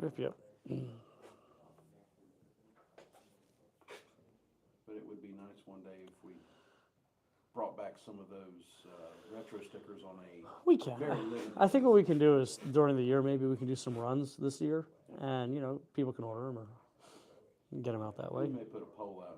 Or we could even just do an online store with that, and people can order them and just have them printed and sent over. Something we could do. Let us know if you think that's a good idea. You can drop some notes in our comments section on YouTube or on the Facebook page, but YouTube's probably the easier way to have us pay attention to it, or via Instagram.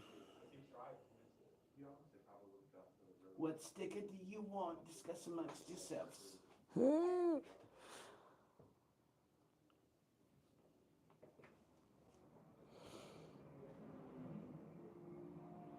Brian DeFreeze really working that Corvette around the track. He's pulled past the Supra on the front stretch and he's already pulled out. He's on a 7 seconds. He's on a mission.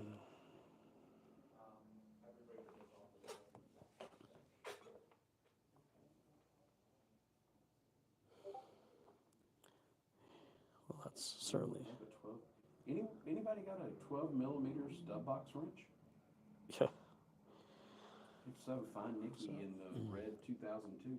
So obviously we have Mother's Day coming up, which is the Sunday after we finish. Yes. All set for that, and if anybody's watching this forgot, this Sunday is indeed Mother's Day. So if you got a mother in your life, chances are you do, somewhere, somehow, don't forget to show them some appreciation. But that being said, this just came across, and I think I want this for Father's Day. I'll show Oh, that is great. I think I want to see if let's see, there we go. So I think that's what I'm going to look at for Father's Day. So gotta see where that's available at Walden bookstores everywhere, and maybe some Barnes and Noble.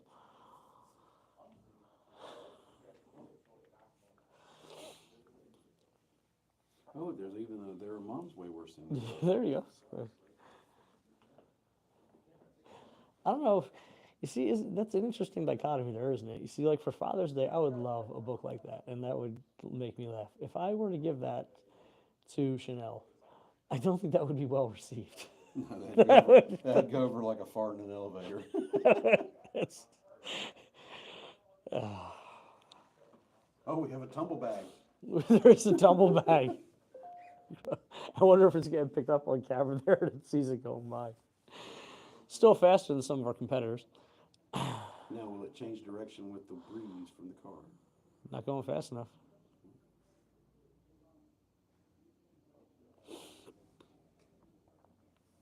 So we do have a.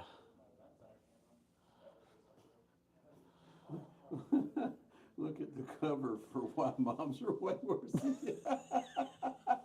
Oh, you got to show that one.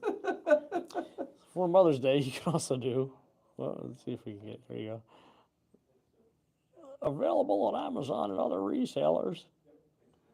Oh my goodness, that's hilarious. Oh my goodness.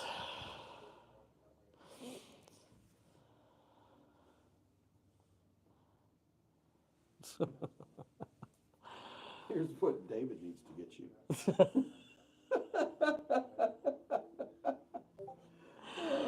Go away. Yeah, we found another great book called My Dad Loves to Toot. Yeah.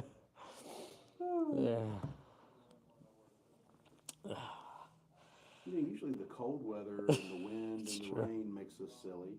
Yep. We're like sitting here super comfortable, It's true. spoiled. Yep. Only thing that's missing is craft services bringing us Yep. a deli tray or something. Some water maybe. So we had to take a photo for the auction. Now we've got 2 bottles, and I'm going to be adding this in a moment, of 5 Trail whiskey, and this is the Coors family. Scott Coors with us, obviously. They're his cousin doing this. It's the whiskey that they put together, and we have a great photo for the auction photo for it. It's mysterious. Bonus points if you can name the person holding the bottle. Yep, our model for the bottle. Our bottle The model. bottle. Bottle model. I'm working on that now. So let's do.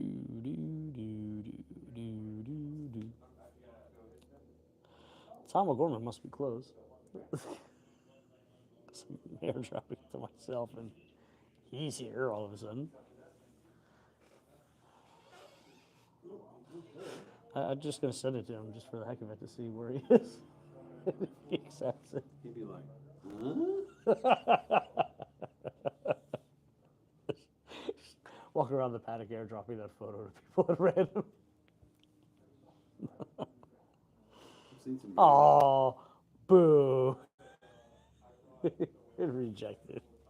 minus 50 points, Tom. I'm going to try it again. Because we don't give up. Seen some very interesting TikToks and Facebook short videos of people airdropping to an entire airplane. Not dissimilar to what we're trying to do here.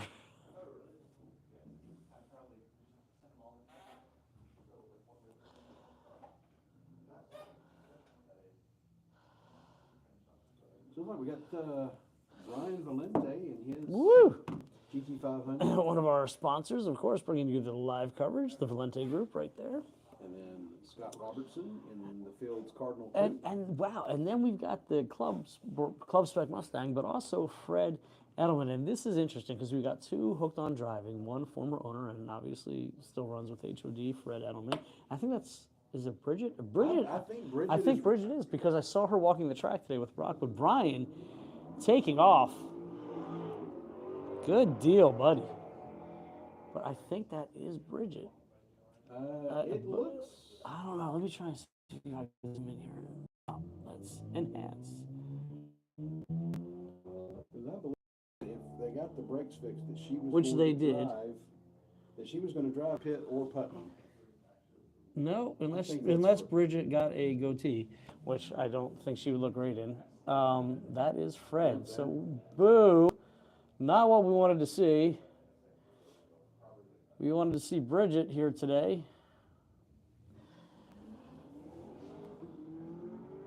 Boo. Well, we got Scott O'Donohue and his Uncrashed Porsche. his wife's lovely Porsche with some slight adjustments to it, as she said. Or as we call it, the uncrashed Porsche. The uncrashed Porsche owned by the O'Donohue family.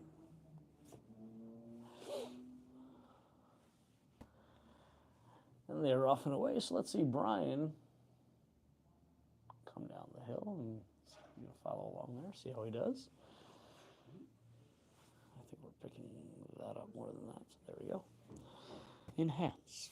The tumble bag is almost out of view. It's almost up against the Armco on the inside there. Mm-hmm.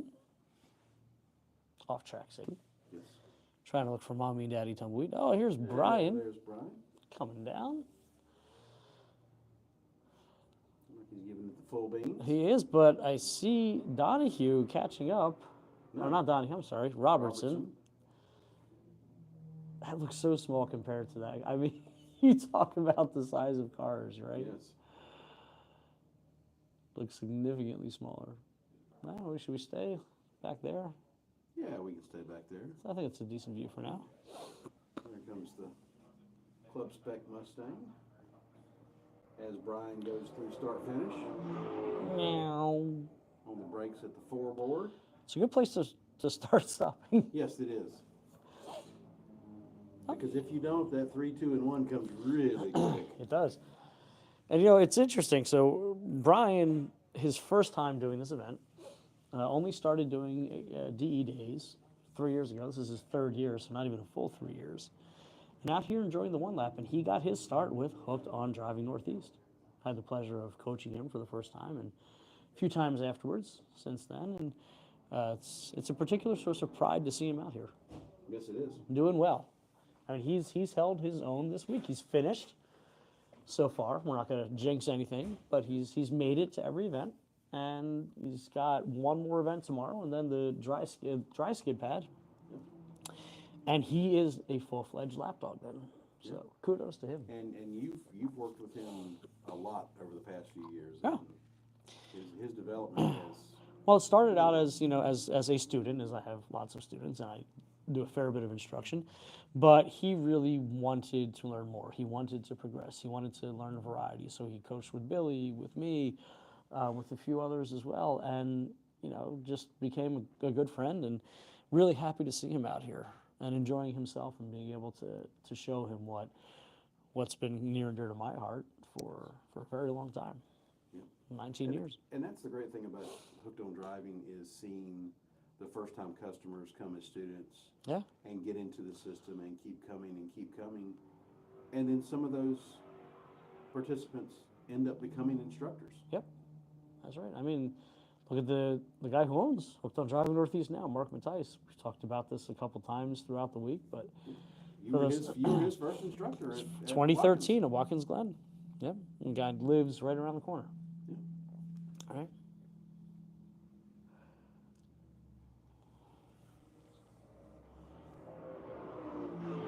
Whoo, boy. And I always like to say we really have some great coaches in the Southeast, the Florida Southeast division of Hooked on Driving. Mm-hmm. But the plethora of Northeast coaches Oh, yeah. and how great they are. Yeah, I mean, former one-lappers, Mike, I can't remember his name last now. He drives that Mercedes. He used to go with Raymond, Oh, yeah. right? I see Mike all the time at HOD events. So an old-time one-lapper there as well. And I get to run with him, and he shut the door on me unceremoniously on a few occasions, and I've had to come find him in the paddock. Like, if I didn't know you. But, yeah, just a whole host of really great individuals.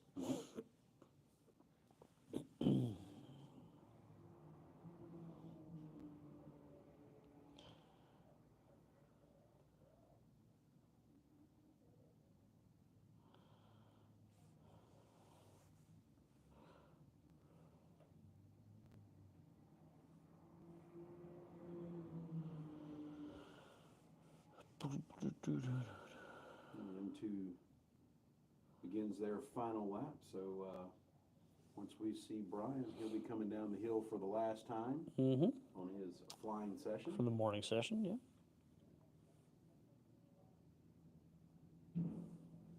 What was that? Sounded like a trash truck.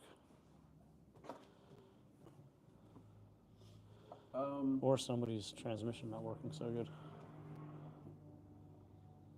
It looks like a lift gate on the back of a pickup truck with a 55-gallon drum on the lift gate. Oh. Is Andy in there? After our truck came back. That's Team PGR delivering the oil for everybody that wanted it. They just said, screw it, we're going to get a 55-gallon drum. Share amongst yourselves. And a pump. There goes Brian finishing up. Wow, Scott. He got closed to on within him. a couple of seconds. Maybe Yeah. Brian had a... I don't think so. I think it's he may have overslowed or had a bobble, but Scott is a driver who's been doing this for quite some time, right?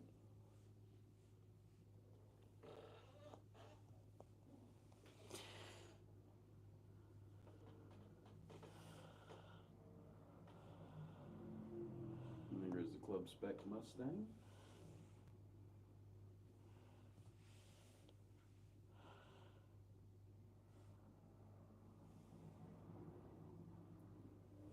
Dr. Fred. Not the Bridget. That's what we were looking for. Boo. Fred.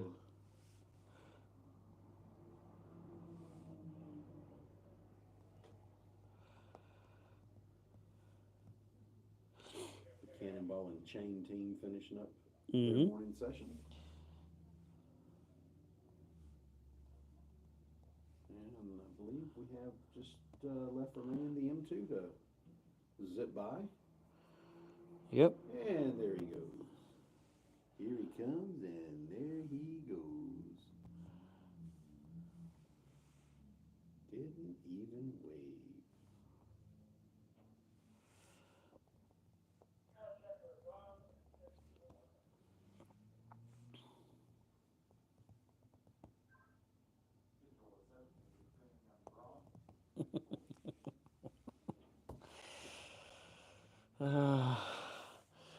Not here.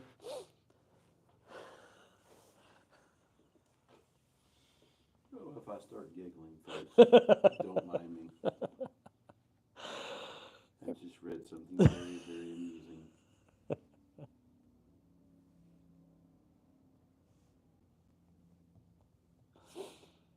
Wow.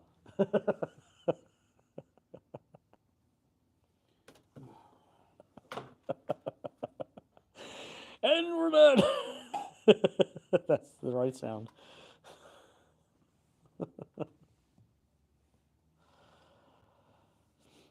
Oh my. There we go. And we have the oh, I should probably change the picture on that. Yeah, might work. Might be good to do that. Oh my. You know, why is it after a couple of days back home when you recover from this event that you're already like, I can't wait till next year, I can't wait till next year, I can't wait till next year. Yep. Ta-da. Now it's been updated correctly. And now let me go through and update the things here.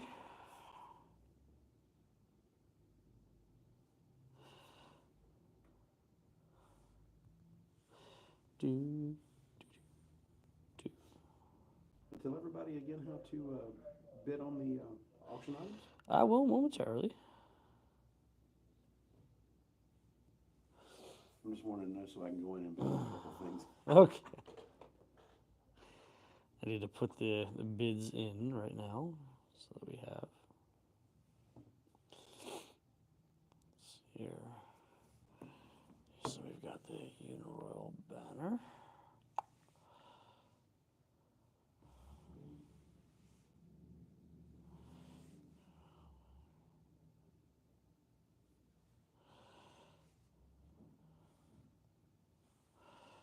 So here we are not quite there yet.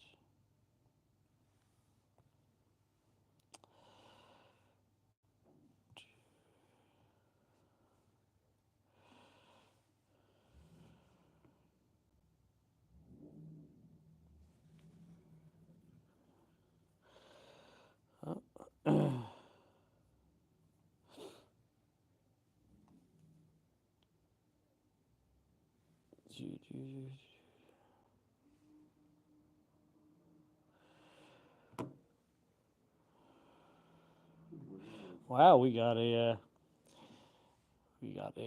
new high bid on the tailgate now. Just as I was updating that one.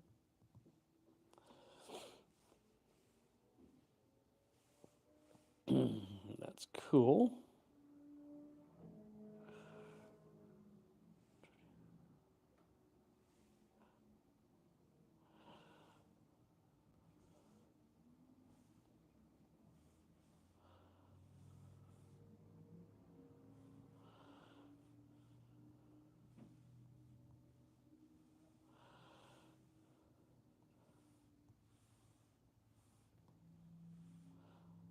There we go. All right, so getting back to the auction items. I've now updated everything with the current high bids on the items. So if you go to our, actually let me do this also. Before we get into this, I'm going to send Mr. Mike Roberts a quick note. Maybe he can add this. Mike, can you please add, here, why don't you walk everybody through while I Yep. finish this up? So we got Team Hall Pass going off first. Brian Huber is in the seat this morning. And we got Jim Bob Racing in their new orange C8 Corvette.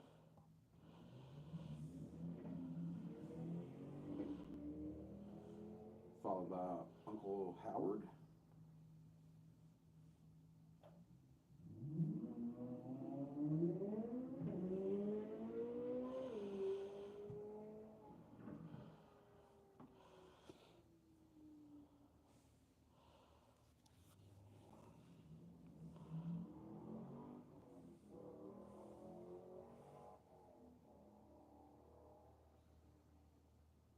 And that was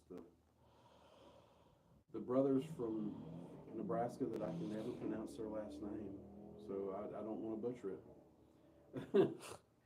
We got the running on empty Corvette there, and then our final car off is the Bob and Ted's Excellent Adventure Corvette.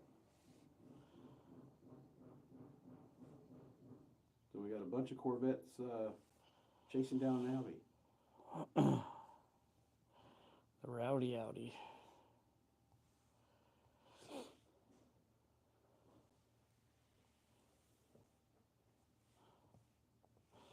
There you go. So, back onto the auction items. Everything has been updated now. And Mike Roberts is going to go ahead and put that on the website. So, there'll be a couple ways you can check this out. Number one, if you go to the One Lap of America Facebook page, you can see the link. It is up there as a pinned post, so it should be the first that you see on our page right now. You can go ahead and click on that link and open up the presentation, and you can see the auction items complete with the high bids. So you can just tap when you open up the screen. A lot of people might be unfamiliar with how this stuff works, so you can just tap the right or left of your screen, and it will cycle through the images and the descriptions of the items, and you can see what they are and what the current high bids are. You can find that on our Facebook page. You can find that on this YouTube page if you go to sort of the community tab on the front page of our YouTube profile. You can find a link there. And pretty soon, courtesy of Mike Roberts, you'll be able to go to www.onelapofamerica.com, and in addition to finding the results of the live timing and a host of other things and information about our sponsors, you will be able to access the link that way. So, as Brian said, please do bid high, bid often, and check back frequently, because it seems as we are coming to a close for this event, the bids are coming in more frequently. So remember, this is not for us. This is for the Alzheimer's Association, funding research to help find a cure, and all the dollars flow to them through the Brock Yates Memorial Fund. the official charity of the One Lap of America. Obviously, Brock Yates Jr. Or God no, Brock Yates Sr. having suffered from Alzheimer's. Still a host of items on there that don't have bids. Go ahead and bid on it. If an item is in red, that means that the bid has not yet met the reserve that those who have donated the item were looking to get to raise for Alzheimer's research. So please check them out and email us your bid. It's very simple. Just open up an email and in the subject line, put the item name and your high bid. So this way we can sort through them quickly and we will update it on that spreadsheet. Or, excuse me, on that presentation. And what was that email address again? That email address, like all of our other socials, officialoloa@gmail.com.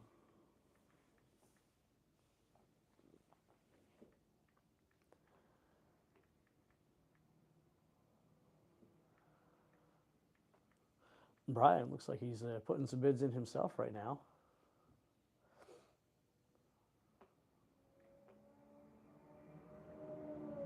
Howard on track, running around with another Corvette, a couple of Corvettes running off, and another Corvette, a lot of Corvettes. Corvette run group going on here.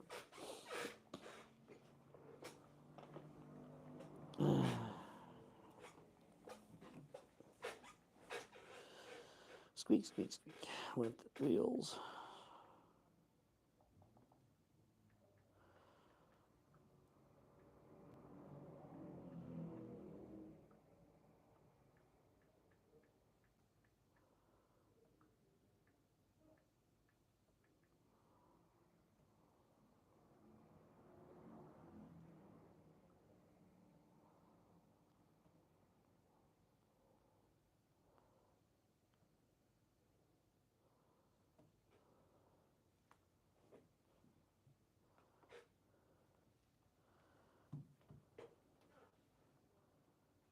And here comes Jim down the hill.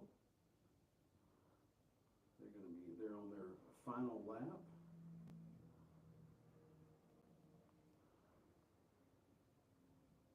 And Jim has gotten past the Hall Pass Audi. Wow, well, I mean, this is a track that Jim knows fairly well. Yeah, I mean, he's been here a time or 70. Yeah, I mean, definitely has the advantage there. I believe he considers probably this and Summit Point as his home tracks. As Jim comes across the line to take the checkered flag, followed by Brian Huber in the Hall Pass Audi.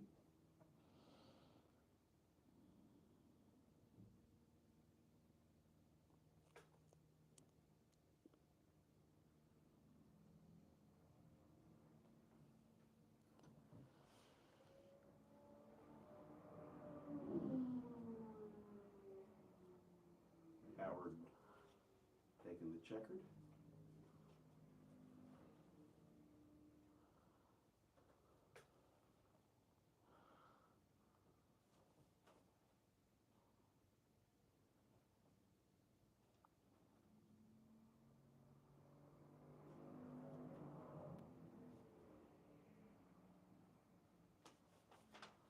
And then the brothers Zakulis, I believe is maybe how you pronounce the last name.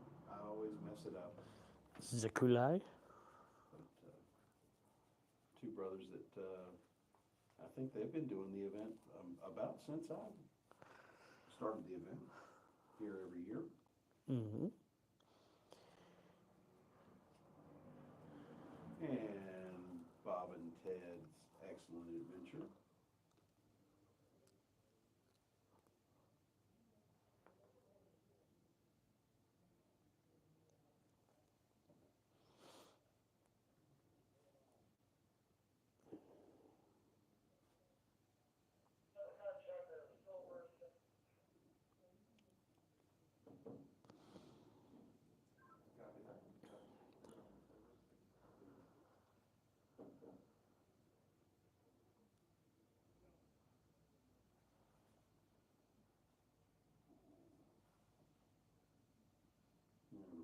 cycling around.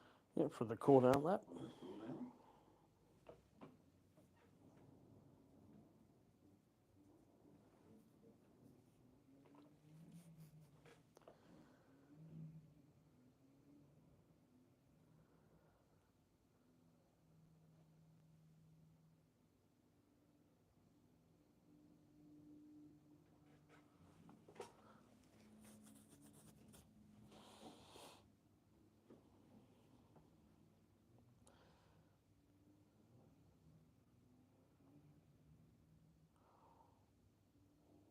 Ooh.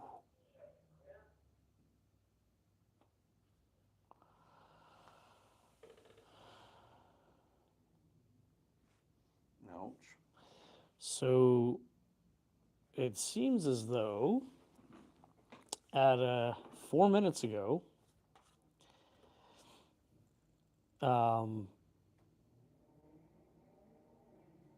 minutes ago, our team of Scott Kors and Ben Schott had posted a couple of images with the car and with an explanation. Here, we'll go through this. Ben knew the track quite well, so home track advantage, high potential to place overall well. He wanted it dry to get the most out of it and see how capable the car was over the E36 that he usually drives at here. But he was nursing the front tires. Rain would certainly help with longevity in those issues. So he pushed the car hard. The track grip was a little bit low. He was slip sliding a bit. Tire wear was still high on the outer shoulders. So they're going to flip the front tires around and they're going to expect high wear on the new outer shoulders. The grip may not be there, but they have to do something, and this is why they need to do something. So when you look at this, there you go. So that is a corded on the shoulder. Now, it's interesting. So when we go back to the rules, it talks about the tread. Well, the tread itself, by and large, is still there. Mm-hmm. It is that shoulder, which is not. Now the question becomes a safety thing. Yes. So I'm going to leave Brian with you for a moment while I go check this out because I just want to verify a couple things here, and we will get back to you, or I will get back to you shortly. Dum, dum, dum.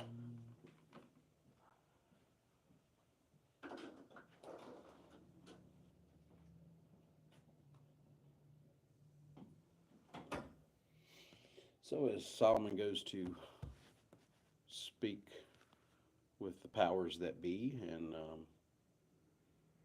figure out what's going to go on with that tire, like we've got Team HOD Legacy out on track with Mike Arrigo. See one of the little M2s and the Safe Haven Defense Shelby. And then the two guys, one Camaro.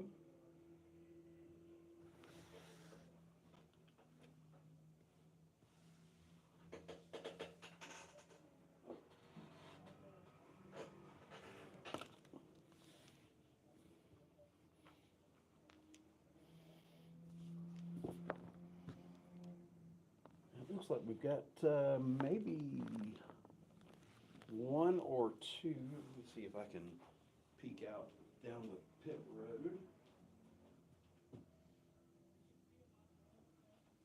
Yes, it looks like we have, after this one, we have two more run groups left for the morning session.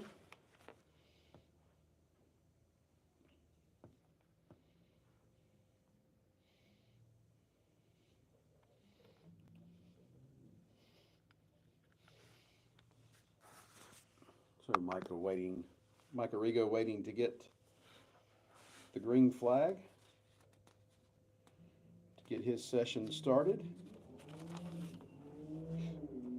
And then we got the left lane sleepers M2.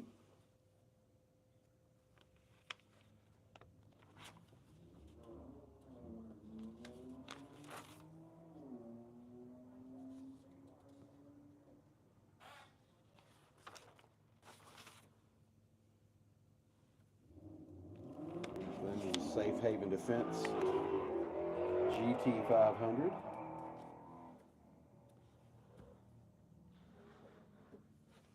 And Nick Haynes and Scott Mattis in the two guys, one Camaro.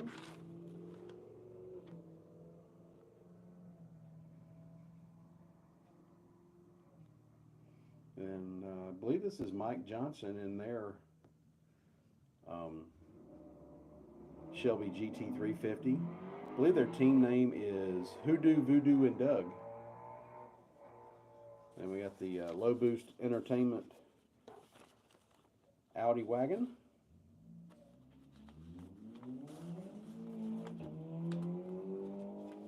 And finally in this group, got the Wing Grandpas in their Camaro.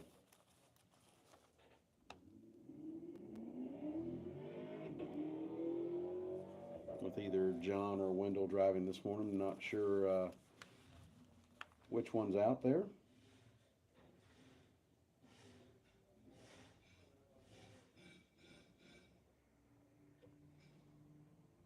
And there goes Mike through the downhill, getting close to completing his first of 2 laps. First of 3 laps, sorry.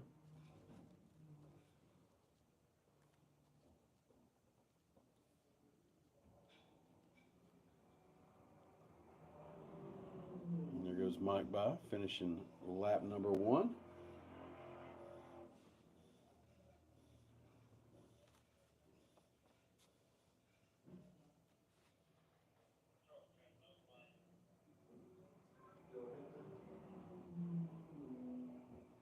And there goes the M2, Kevin and Matt.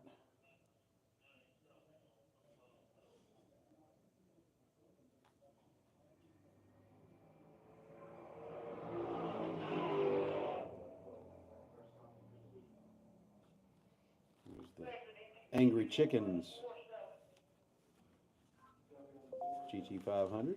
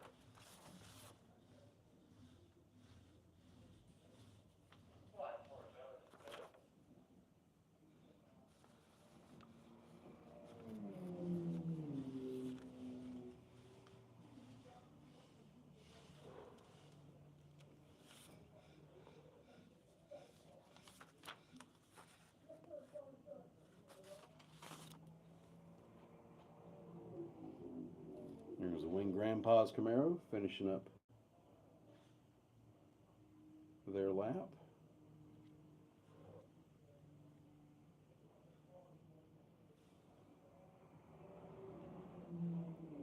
Mike Arrigo coming around to, I believe, start his final lap.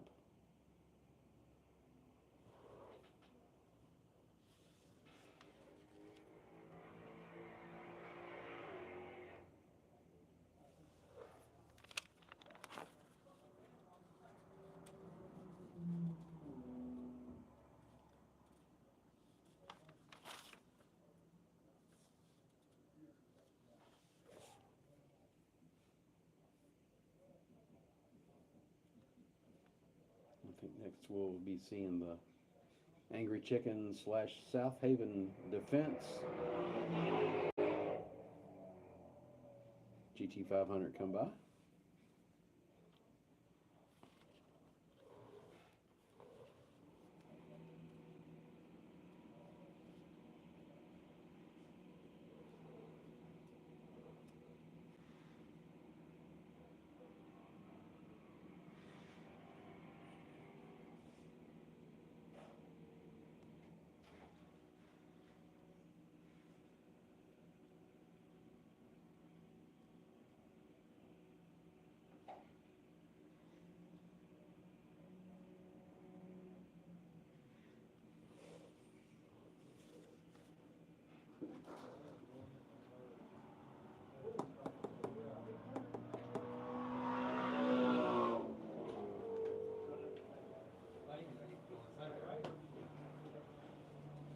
Looks like Mike Arrigo got around the Camaro of the Wing Grandpas. Bunch of troublemakers just joined us in the booth. That was a nice of you. I didn't even say it.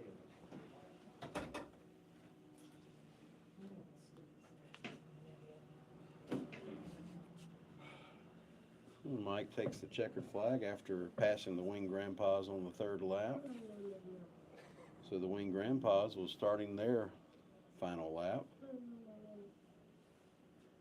Mona Arrigo in the booth, shocked that Mike lapped somebody.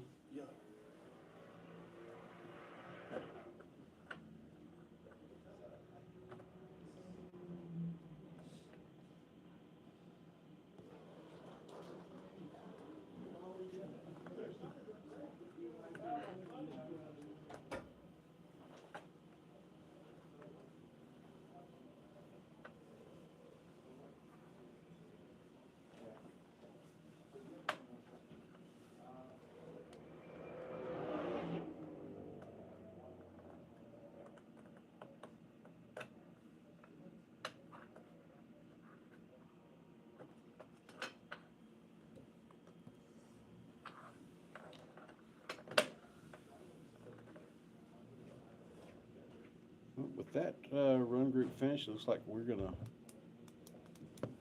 complete the coverage for this morning, because we're over the 2-hour threshold, and YouTube usually doesn't like that too much. So